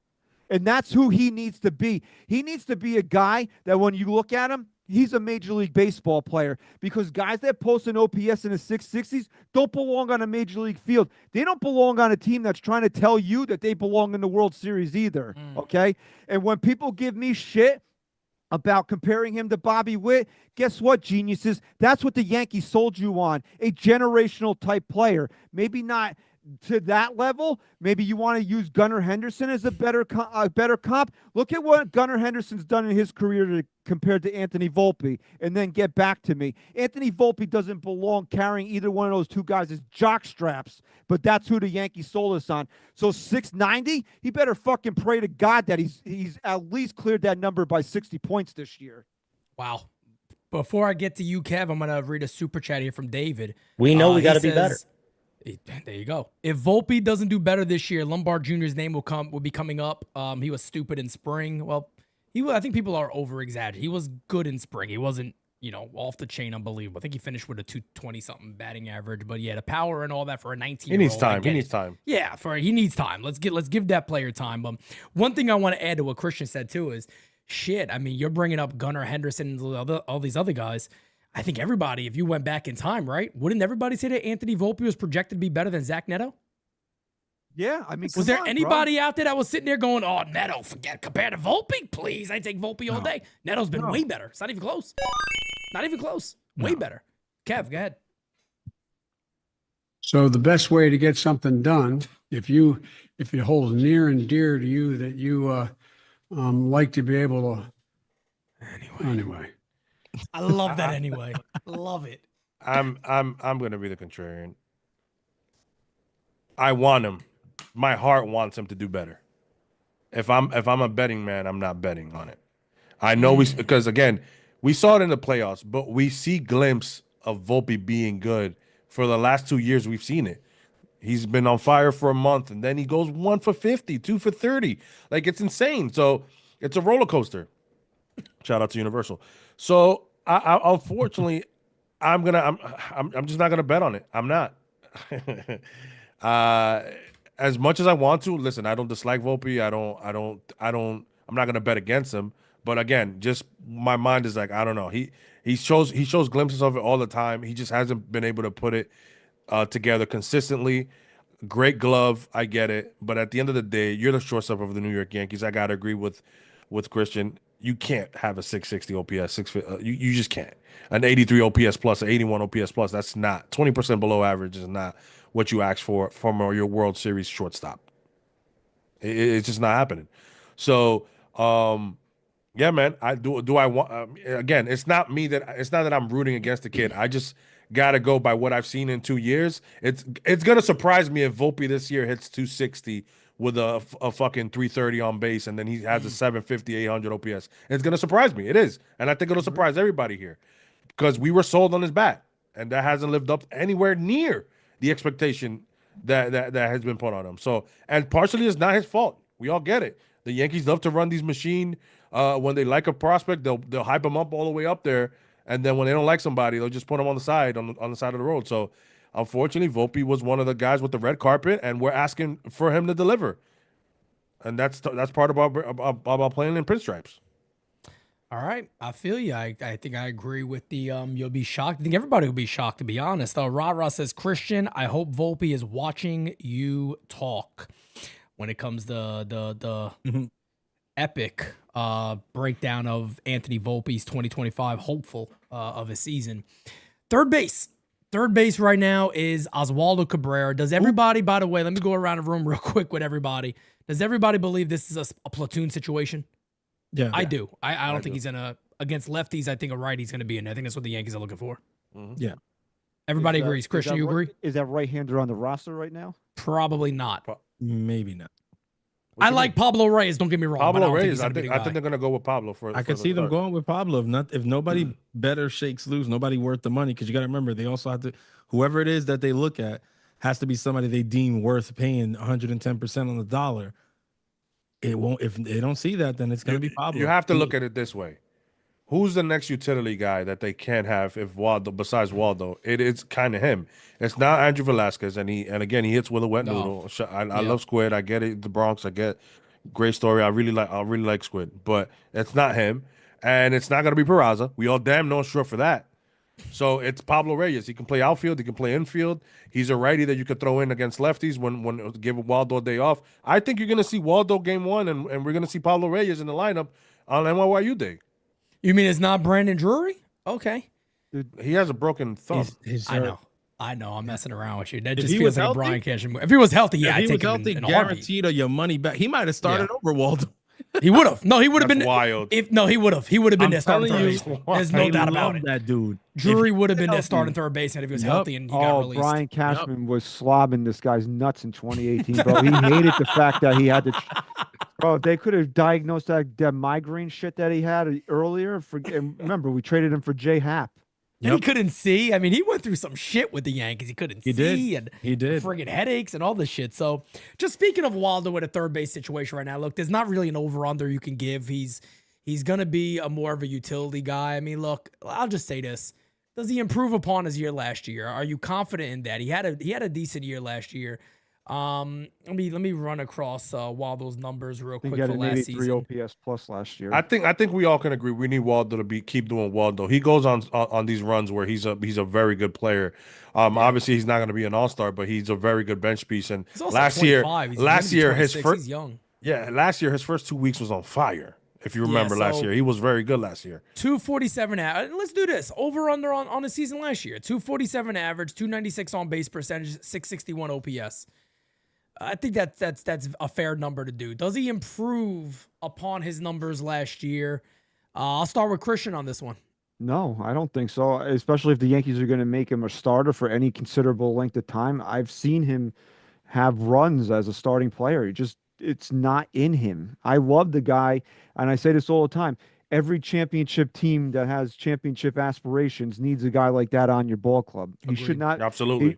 He's a great bench player. Great 400 to 500 at bats of Oswaldo Cabrera. If that's what we if I'm looking at that at the end of the year, that concerns me. Fair.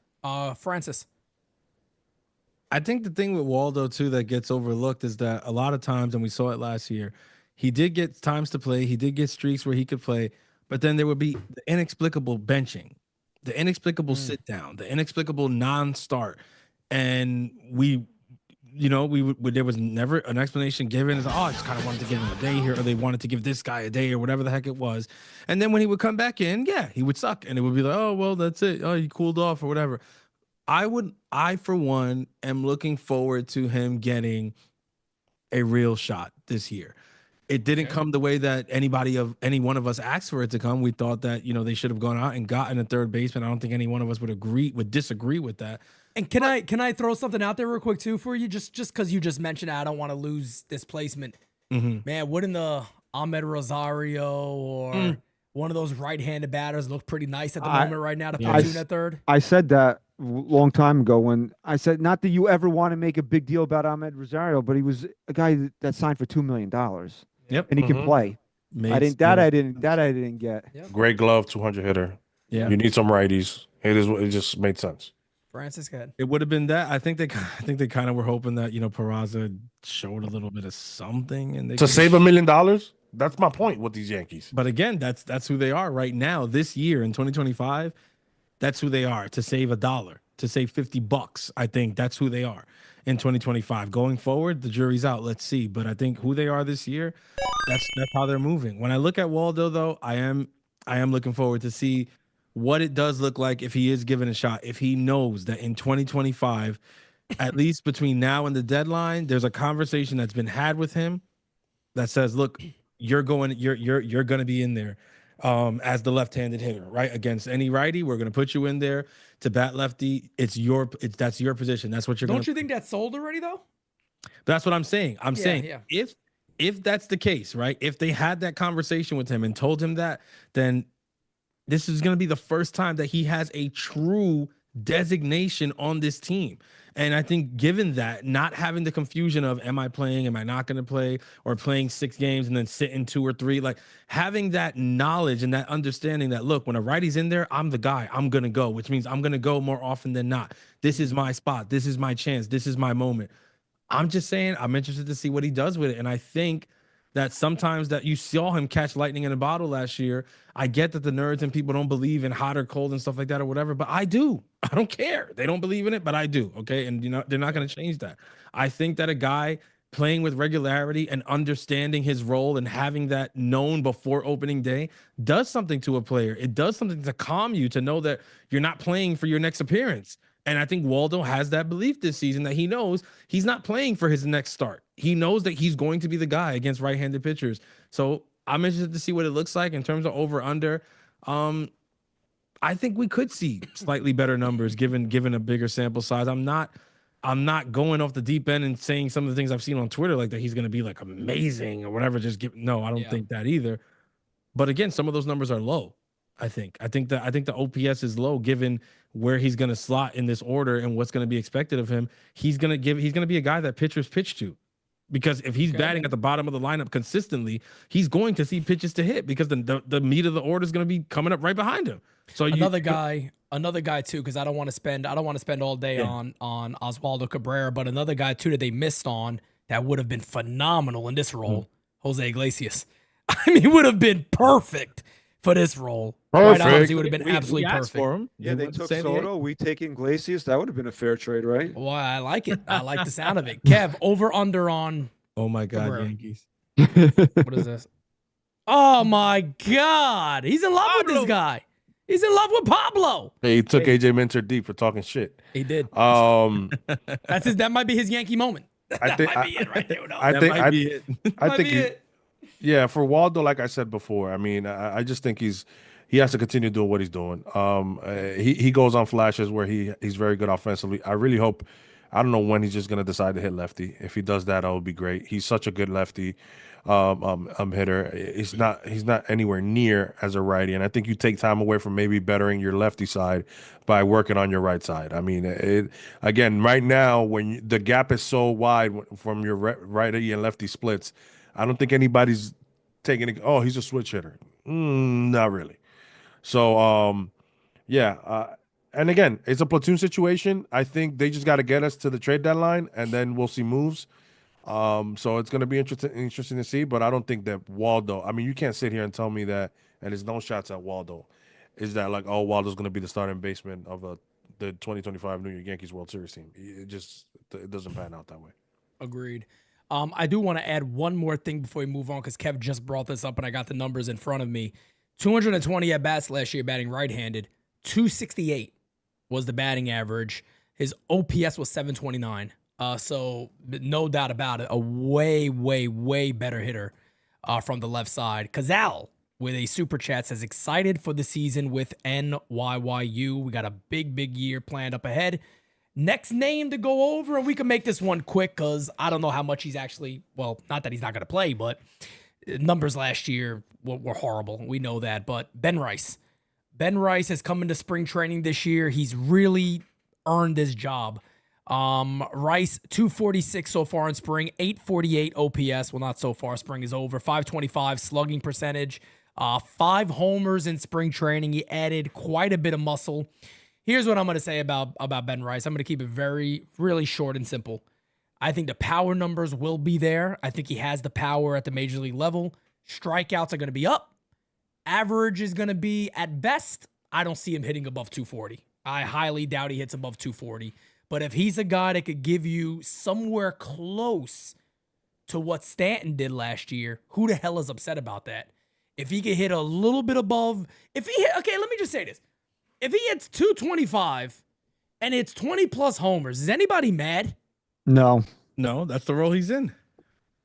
Kev, I know, Kev, I'm going to start with you too, because I know you're probably the highest on him out of everybody here.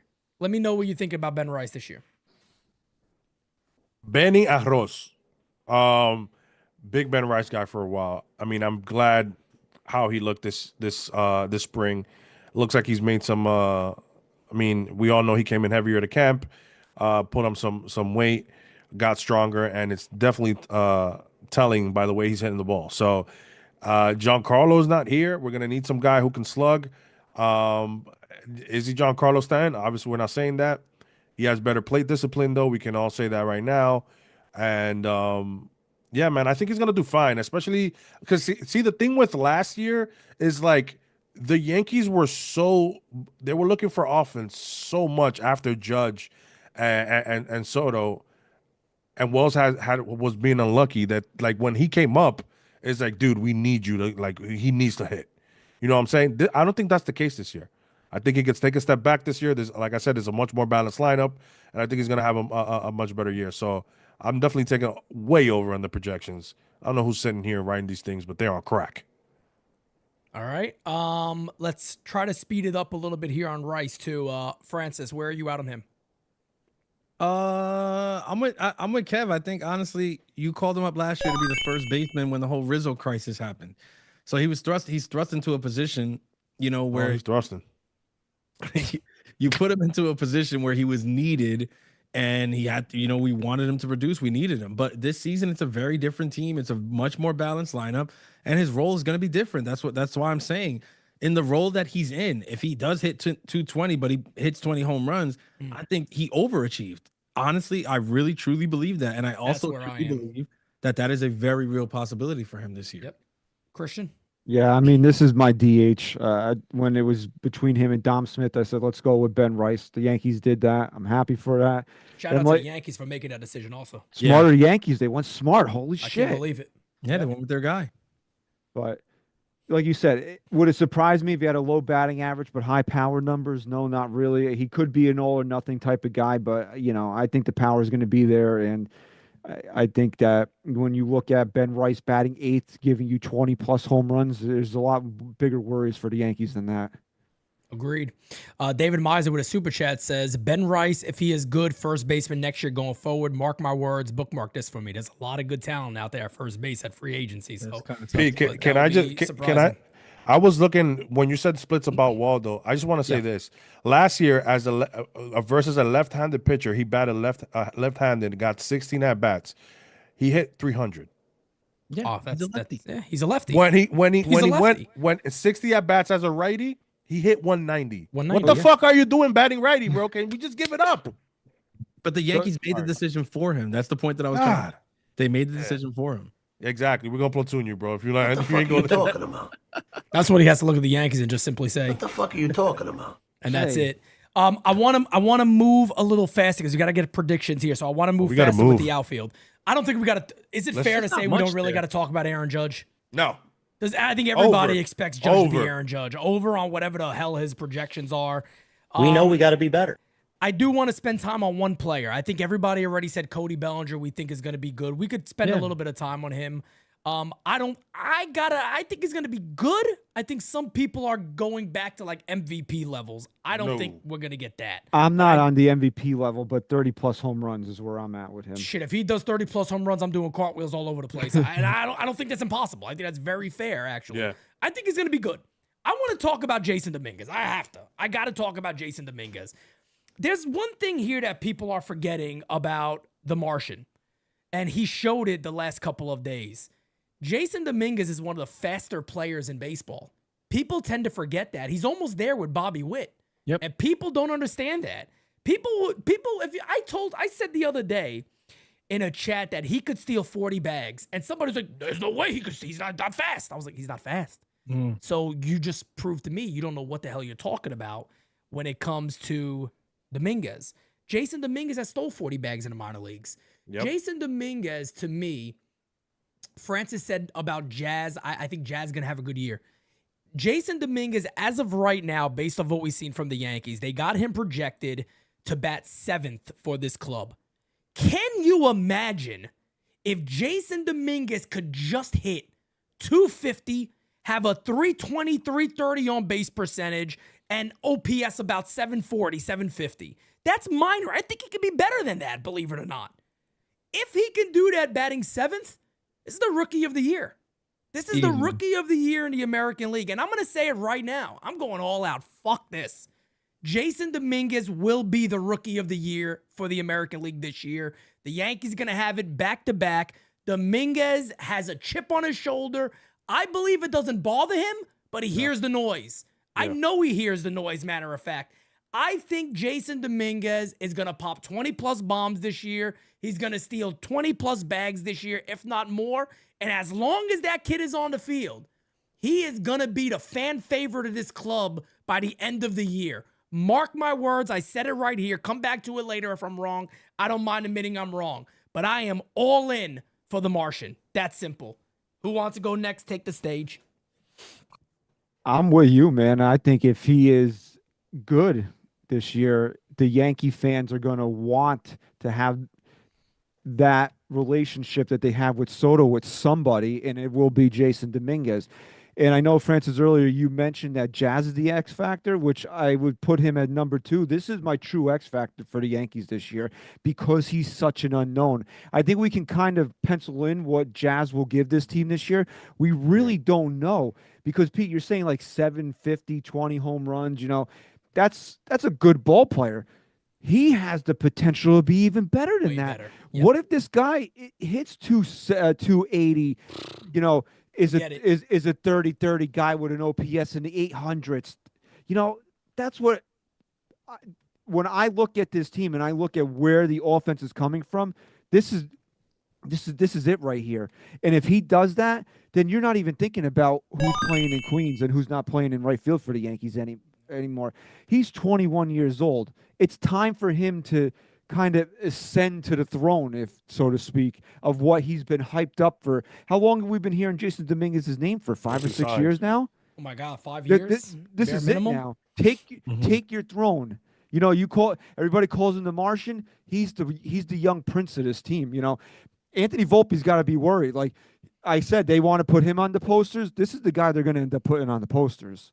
And he looks less like a Martian with his beard. So he looks a lot better bearded. So Jason, I'm happy you get that opportunity, and he's taking advantage of that too. By the way, Francis, go ahead.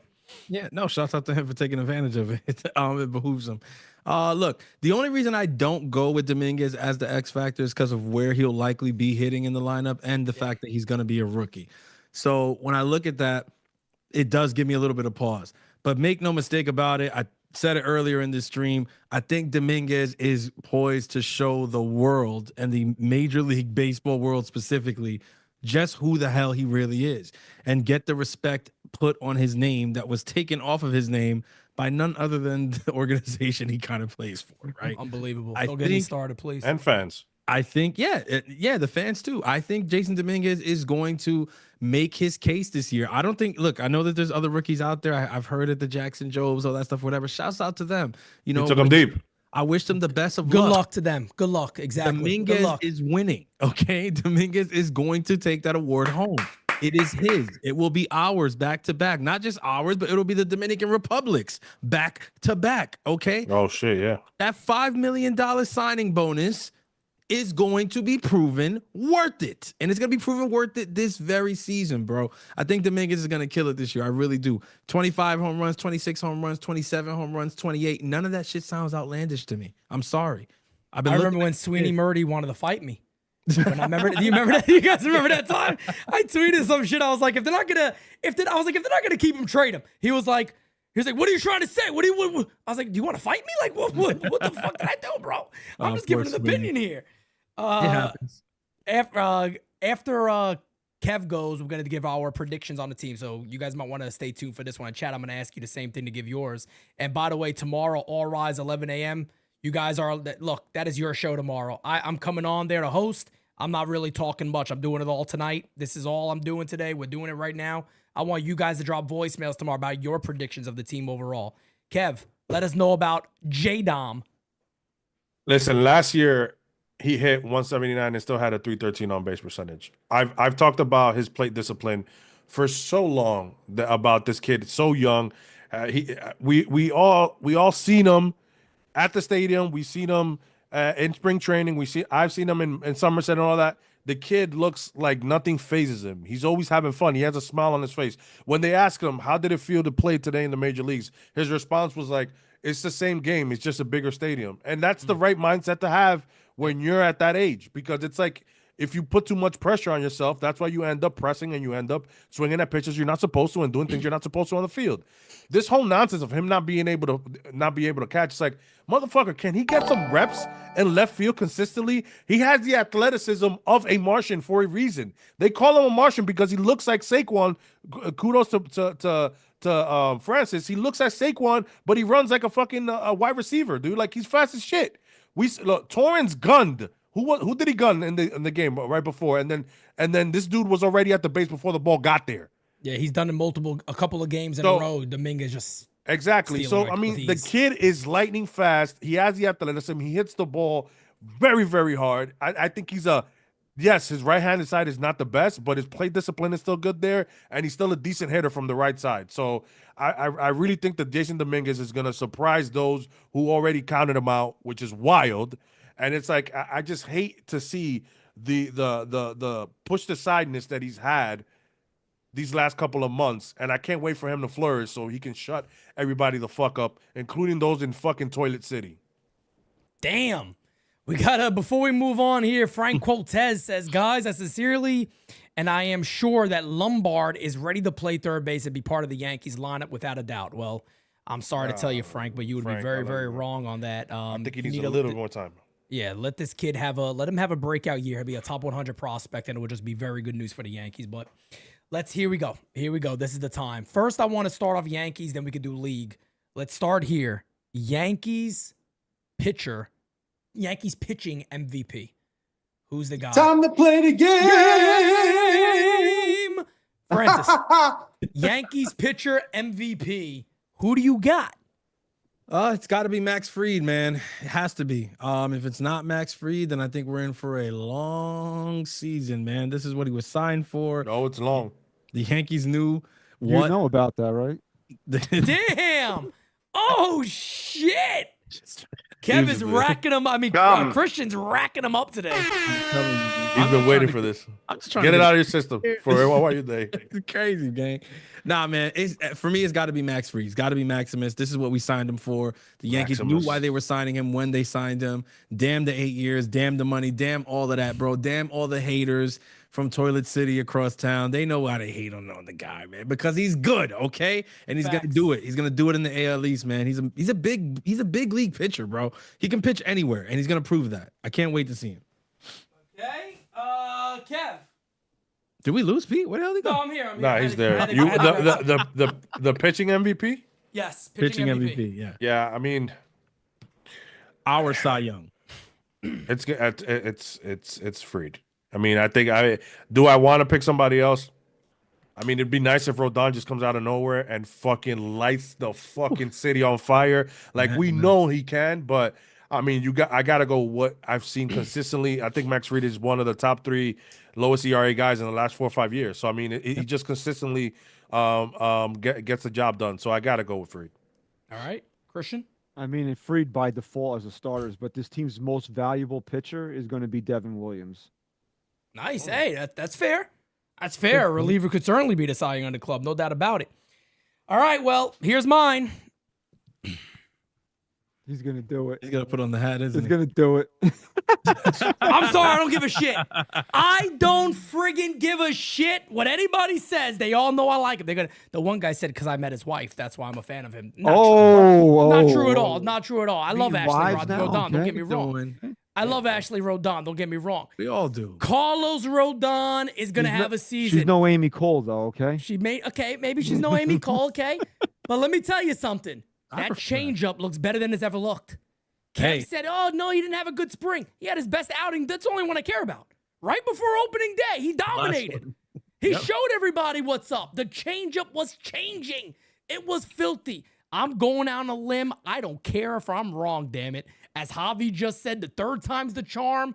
This is the season. Carlos Rodon, I also think, has a chip on his shoulder. I actually also like that he gained a bit of weight again. So I think he looks really healthy this year. Happy weight. He added a sink. He added a little sink action. He's getting some grounders. Nice to see. But that changeup, people got to remember, this is not me just saying his changeup is decent. His changeup is actually one of the best changeups in the game, and he just developed it. Did it get better? I hope so, but I know the guy I saw in his last spring outing, he looked phenomenal. I don't know why I say it. I think Carlos Rodon is set to have his best year as a New York Yankee, and these guys are all right. Max Fried has to be the guy, but I'm going to be the guy that's making a different pick here. I'm going Carlos Rodon. I think he's going to have a big year for the Yankees.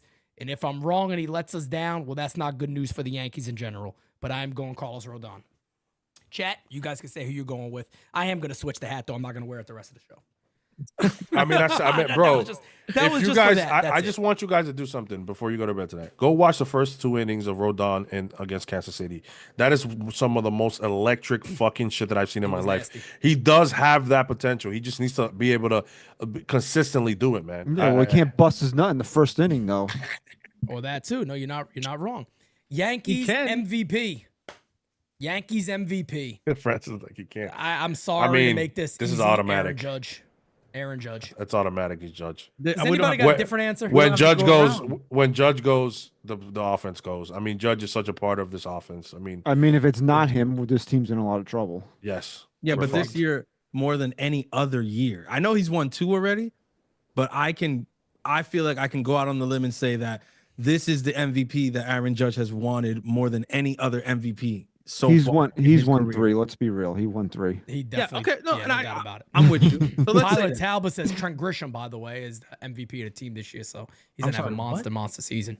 But no, he's joking. He's joking around. This is the I year, think that's fair. I think everybody feels that way. Do you guys want to do the league, each league, or no? What, the award? Yeah, for awards. Let's do it. All right. American. Let's start with AL Cy Young. AL Cy Young. Your mother was a dumb. Oh, sorry. Damn. Francis. AL Cy Young. Scoobs. Christian. I'm a big Scooby Doo guy myself, so yeah, I'm gonna say he goes back to back. Mm-hmm. Okay. Kev. This is gonna really hurt. It's Crochet. He You looks. son of a bitch. He looks really, really good, You bro. son of a bitch. It's gonna hurt. It's gonna hurt because it's Boston, but I hate he looks saying really it, good. but Fuck I'm you. actually with Fuck Kev. you, Red Sox. That was my pick. My He's pick good. was him too. Yeah. But the only reason I don't go Crochet is because he pitches in our division, and our division is a tough division to pitch against every freaking other week. Scoobs gets to pitch in the AL Central. And I think Fenway could hurt him a little bit. He's also got to show he can throw Yeah. 120 Not just innings. Fenway, Yankee Stadium too. Yeah, Yankee the Rays are going to be Stadium. playing at GMS. The ball flies over there. I'm not He saying is just year. absolutely filthy. Like Every filthy, one of the filthy. any one of the ballparks in the American League are hitter ballparks. Facts. Yeah. So Facts. it's tough division. All right, so we got a little bit of a split there, which is nice. American League MVP, Aaron Judge. Aaron Judge. Aaron Judge. I think they really want to give it to Bobby Witt, though. They do. I think They they already started the really campaign. want to give it to Bobby Witt. Yeah. But, He better have the year then. Because yeah, I'm He sorry, better- it's and you he better you not can't have give it to anybody else if Judge is hitting 50 plus bombs and hitting over 320. It's going I to be mean, Judge. And he better not have that fucking dumb the wild splits that he has. That he has a 700 OPS in the fucking away. That's wild. Aaron Judge just had the greatest season we'll ever see out of a right-hander, and they still tried to give you to Bobby Because Witt he runs. propaganda train. Oh, But God, that's it. please. Brian Kenny. I remember the arguments of people in the chat saying, well, Judge doesn't steal bases. Because he runs. Yo, you heard Because that, he Brian trots Kenny. around them after he hits home runs. That's why. Exactly. That's So right. he don't You- have to do that. You don't have Like, to. Remember You when don't have Kenny to steal said bags. when Brian Kenny said that, oh, I'm picking Witt because Witt can change the game even though he doesn't hit. How'd that Well, work out for Kansas City? Brian Kenny's, He's a Brian little Kenny's got slow his to the head brain. shoved up in IBM. That's what his problem Yeah, is. that's exactly what something like All right. that. No doubt Whatever about happened there? it. National League Cy Young. You guys aren't gonna like my answer on this one. Oh shit. Yoshinobu Yamamoto no. is gonna win it this year. He's gonna have a monster season. Watch, It's monster year. It's Mr. Livy Dunn. Paul Skeens Yes. is going back Okay, to back. Skeeny, I'm He's going going back to Skeens. back. back to back. Skinny. Oh, my bad. He won Rookie of the Year. Rookie He of won the Rookie year. of the Year. Exactly. Well, listen, he's going to win his first one this year. Okay, there you go. Matter of There fact, you he is go. going back to back. He's going to win this year and next year. Skeens would have been my second. And by the way, Paul, you're gonna lead Team USA to a WBC championship. And Yes, then- you are, my friend. You're And gonna then do he's it. leading the Yankees to a World Series in 5 years. No, you're not. You bet your ass he is. All right. National Who League was on MVP. crack? He's on crack. National League MVP. Who do you got, Christian? It's fucking Shohei Ohtani, bro. I mean, come on. I mean, I think he can have a mediocre year and they'll still. From Santo Domingo. Oh shit! Bro, he could hit 240 this year. They'll find a way to give He's it going to him. do both again. That's it. It's a foregone conclusion. He likes to go both ways, you know, so they... Hey, Oh, hey, hey, yo! I do not You- think you it's know gonna the- be Shohei you know- Ohtani. You know the writers love those types of guys, so he's definitely going to get it, you know? It's There it is. Otani. It's Otani for sure. Nah. Who do you it's- got, Kev? it- He got number Soto. It's number 22. He got Soto. I think he's going berserk. And then If it's not- if it's he's not Ohtani- sandwiched in that lineup with those guys. That top. I mean, I think he's gonna go nuts, bro. I'm sorry, and it's gonna suck seeing him over there in fucking Toilet Hey. City, but wearing those ugly fucking colors, orange. Who the fucking Knicks? Well, think bro? I love about the Knicks. this. Gods, that's ugly. He had Aaron Judge behind him last year. Now he has Thank a guy you. that literally humps the air behind him this year, so he might want to watch out. Just saying. You know, Look, though. Kev. That's what I'm Hey. saying, Kev. You think he's going to put up better numbers in 2025 than his 2024 year? I think he's gonna go berserk, bro. Better than 2024? Yeah, Let me tell you something about I don't see Ohtani it. real quick. This is what I think about I Ohtani. can't see it. I can't. This is what I think No, about he's going to him. be good, but Gods, what a stupid name. That's good. You know what? Oh, that's you know good. what? I'm with Kev, damn it. I am going Juan Soto because he's my friend. That's who I'm gonna go with. I'm gonna go If with I'm picking, if Soto. you no, if I'm betting, I'm betting Shohei Ohtani. Show And it. if you want to Yeah, ask me if you really say who pick somebody else besides Otani, I'll take Lindor over Soto this year. because Not a bad Lindor, pick. Lindor had a fucking nice year, man. Lindor's the guy. He's the guy. But I think, look, here's the thing with Soto. That's the point I was trying to make just now. His numbers last year were ridiculous, bro. Like he He put had up his best year by a far. 9 WAR or some shit. He had Like, his best year by It's far. wild. And he did that. Obviously, you have the protection of the judge behind you, but you still got to be Juan Soto to do what he did. I'm Yeah. not saying that he's not him. He is him. It's gonna be Oh, different he's in him, all right. Queens. It's gonna be different in Queens. There's a lot of expectations, stuff like that. But the lineup is different. The construction is different.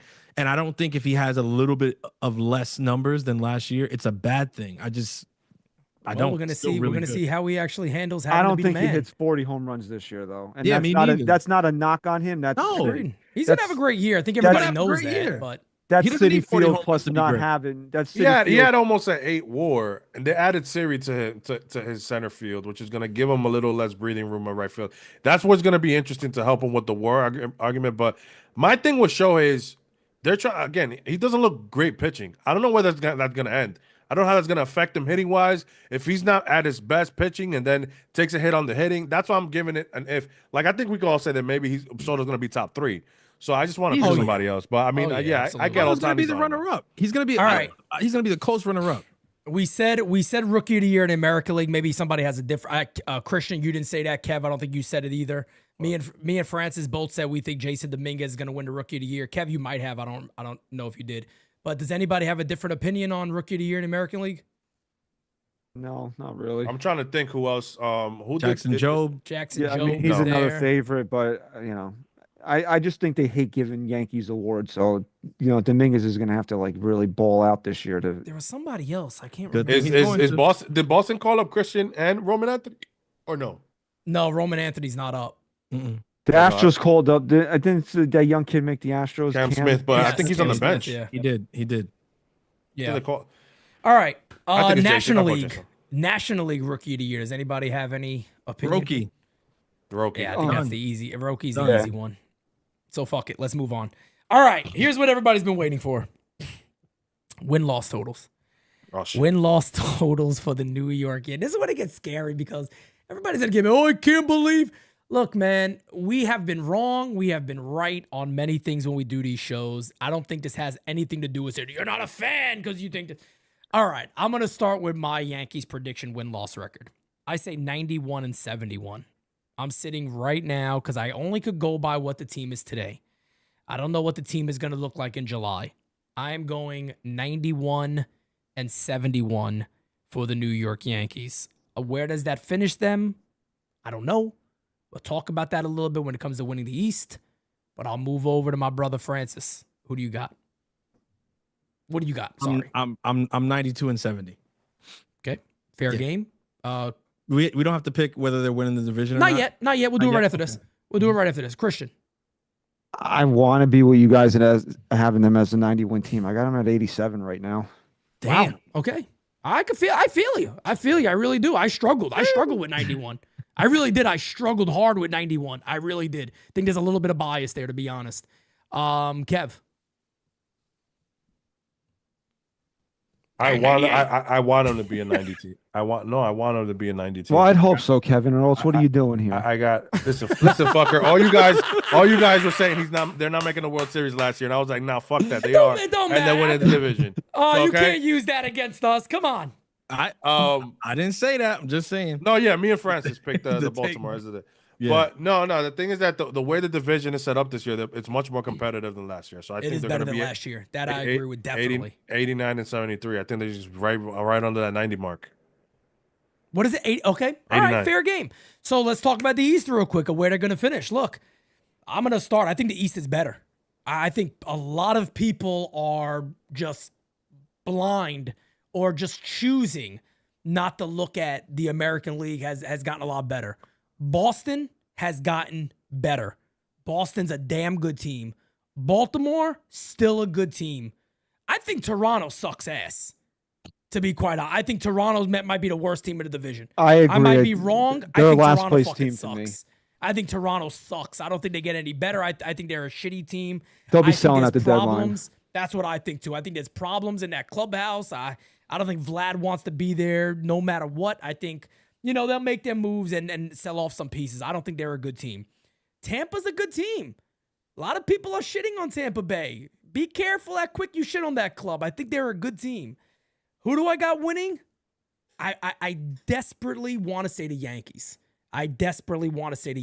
Yankee fans are going to kill me for this. They're going to kill me for this. As it stands up today, I'm going Boston. Followed by the Yankees at 2. And I think that could be very, very flip-flop. I hate saying the Red Sox. I don't want to say the Red Sox. It's going to come to their division games. That's where I'm at. The Yankees Kev. have to step up. I think, look, and again, I don't want somebody to hear this back. How can you say, I don't know. There's just something about the Red Sox team this year. I think they're going to be a good club. Do I think Or it could be a disaster, 95, 96 team? No, I don't think that at all. And again, I'm not saying that's a guarantee. If I had to choose one, I'm going that one too. And I think there's one year I picked the Yankees winning the division, by the way. So I typically don't, to be fair. But I am going to say 91 wins for the Yankees. If Boston gets it, maybe they get 93, 92. I think it's going to be that tight. I think the division is that good. It's going to be teams really beating the shit out of each other. I'm going 1-2 Boston Yanks. I hate saying it, but beat me up if you guys want. Hopefully I'm wrong. Francis, go ahead. Yeah, I'm right there with you. I think Boston's going to be a lot better. I really don't believe in Baltimore's pitching situation, but Baltimore's going to be a good team. They're going to be a thorn in our side. Baltimore also got like 3 prospects in AAA that are ready to also make an impact. Potential. They got no pitching though. Yeah, but that's what I'm talking about. They got those guys are in the minor leagues. They're right there. Yeah, I'm not saying they're going to be some major impact, but they do have guys on. All right, Will Warren's going to have a 1 ERA. If Will Warren has a 1 ERA, it's a. You said it right, Will Warren. He was a whore. I think it's going to be a dogfight between those 3 teams all year. And I think our records are going to reflect it. I think that's why the records are going to be what they're going to be at the end of the year, because the Yankees and Boston and Baltimore are going to be kicking each other's ass all year. It's not going to be a clear race at all.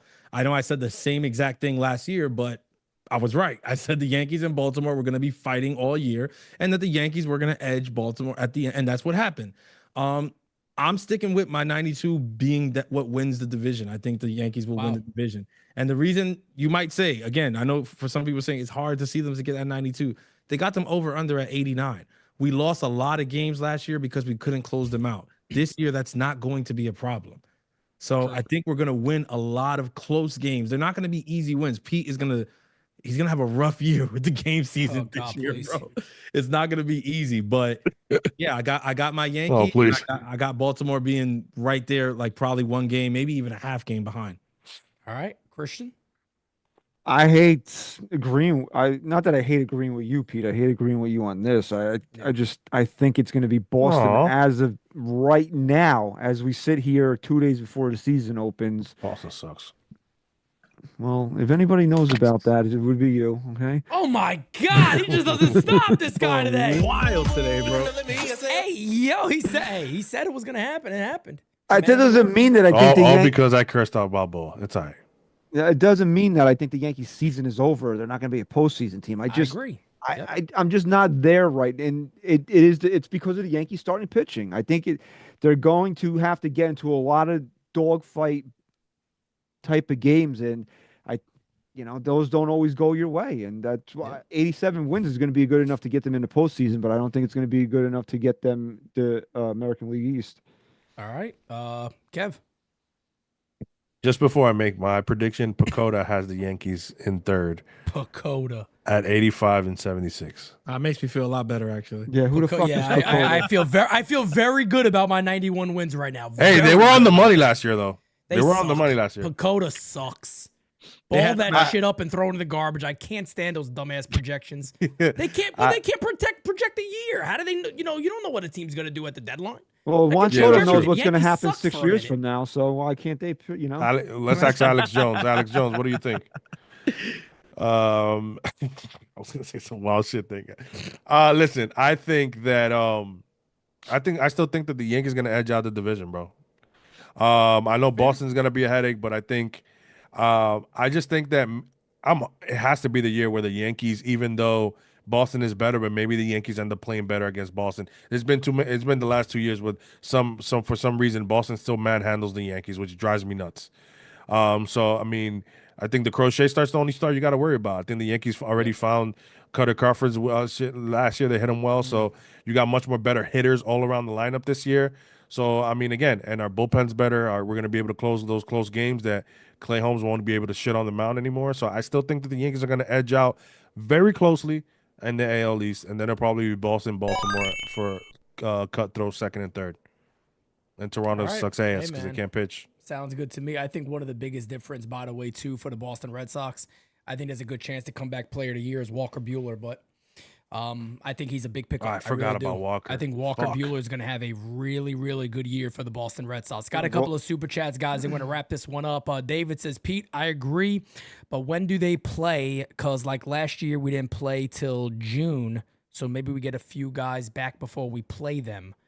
I mean, when do Boston plays in the Yankees? I'll let you know. Yeah. Kev will pull that up real quick. Frank says, now I got to ask you guys, don't you believe that Rice can be the substitute for Stanton and be the new designated hitter for the Yankees? Well, he is. So it's not about thinking it. He is. He is the new DH for the Yankees. Guys, again, tomorrow, 11 a.m., we are going to have All Rise. I want you guys to call in. I'm not doing voicemails. You know why? I left up the members only today, and you guys only gave me 2 voicemails. So I'm not going to play any of them. I don't know. I put it in the thing multiple times. I guess nobody wanted to call in and leave a voicemail for our biggest show, one of our biggest shows of the year. So maybe next time I'll leave it up to everybody to drop voicemails. Yeah. But June 13th is the first time the Yankees see the Red Sox. Yeah. I'm sorry, no, June 6th. I was about to say, we'll know quite a bit about this team by then. So that's actually pretty interesting that it's going to be a little while. June 6th at home. But tomorrow, voicemails are opened up for everybody. And again, that show tomorrow is just about you guys calling in. Give me your predictions. I want to hear what you guys think about this club. Where are they going to finish? Let us know. So we'll get to that tomorrow, 11 a.m. All Rise is all for you guys. And yeah, man, this was an extremely fun show. I love doing these ones. And this one, maybe it's better with 4 people because I feel like it just went a whole lot better. I enjoyed this one a whole Smooth lot more. criminal. It was smooth. Oh, this one was smooth, all right. So we gave you guys our predictions. Is where we are. Let's just go around the room real quick for some final words.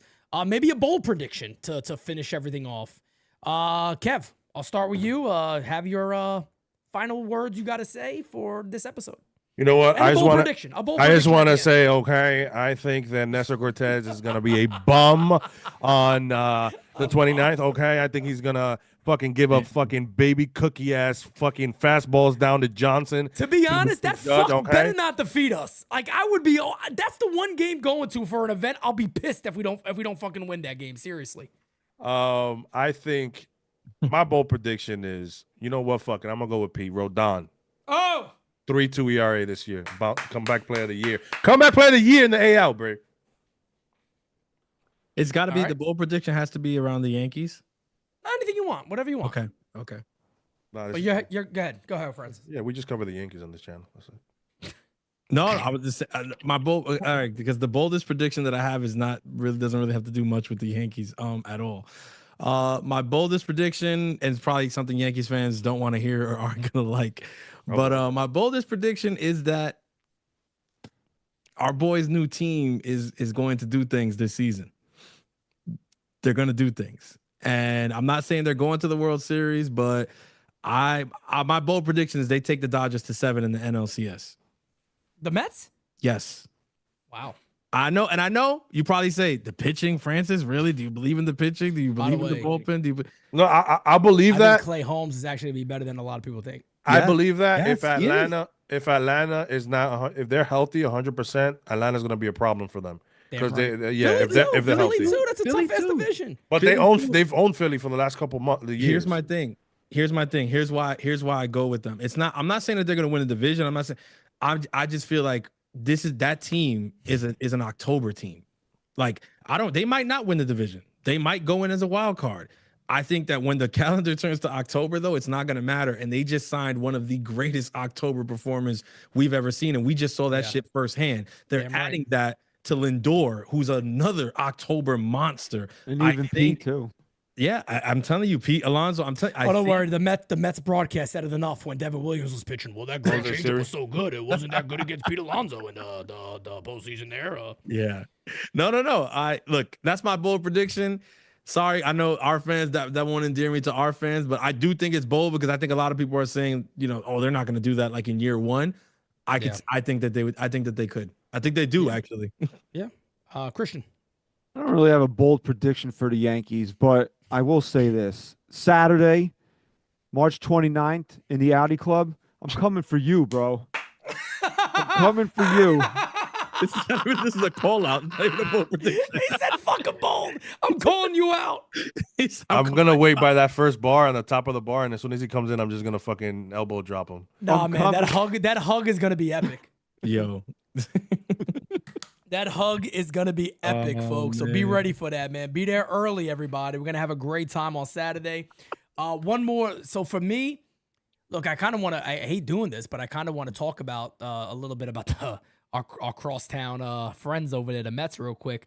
I agree with friends. I think they actually could be a good team. 1, 2, I think Clay Holmes is going to be good. I don't think he's going to be as good as Mets fans believe. I think Mets fans are going a little over the top with how good they think Clay Holmes is going to be. I don't think he's going to be that good. I think it's going to be a carbon copy of what we've seen Clay Holmes do. He's going to be very good for 2-3 months, and he's going to crash like I don't think he'll ever be very good. He has very good stuff though. No, he does. I think he'll be good. I don't think he's going to be like a lot of people that I hear from. They think he's going to be over the top good. Like I think he'll be a very serviceable major league. That's starter. what I'll say. Maybe slightly better than serviceable this year. I'll tell you what though. If Houston rakes against him that first game, it's going to be a spiral for him. I think. I think mentally, Holmes. I think Holmes. I don't know. Maybe, but. I'll look again. Bold prediction. If you want to consider that one, go ahead. My bold prediction was probably my Cy Young for the Yankees, being Carlos Rodon. That's probably bold enough. I think that's fair for me to say that was bold enough. Just want to end this right here, man. The greatest community in the world, guys. We're gonna pass 60,000 subs this year. I know we're going to. No doubt about it. We're gonna do 60,000 plus this year. I know that for a fact. on our way to 100K. It's going to happen. This is the best community out there by far, and what a year this year is going to be. We came off of a very, very bad World Series loss that we all believe the Yankees caused themselves. We're missing Juan Soto. He is now no longer part of the conversation because he's gone. Jason Dominguez, we know all these guys on this team got to step up and have a big year. I do believe in this team. I do believe this team could be very, very good. And ladies and gentlemen, I'm happy to say that we are here for another year to talk about it every single step of the way, nonstop, tons and tons of content coming your guys' way, game season live and all that. I did forget one thing, Jira's prediction. She says, I believe Tatis will have a great year and that she's going to meet him this year. Okay, well, that son of a bitch better sign that bat behind me if we do, okay? But with that being said, ladies and gentlemen, we are out. This has been the Nights at the Roundtable, 11 a.m. tomorrow. All rise. And then guess what, folks? Baseball. Baseball is back. Yes, Opening day, game season live. Be there, 3 p.m. I'm going to start about 30 minutes early. Maybe 15. Damn. We'll see. But we got it for you guys. Look, David Miser got one in real quick. My prediction is Pete will have it easier and not a heartache on saves this year. Well, that would be nice. But ladies and gentlemen, we're out. Peace out. Much love to all you guys. Thank you so much. Until next time. Peace out, baby. We got it next. That's how you finesse. We come for they next. We come to collect. Did it all on my own, yeah. When it brought it back home, yeah. Now they calling my phone, yeah. But I'm all in my zone. They not a threat. Tell them reset. When they at they best, we still not impressed. Did it all on my own, yeah. When it brought it back home, yeah. Bought a watch with the stones, yeah. Caught them watching my throne, yeah. Ain't no one doing the shit that we doing, ain't nobody.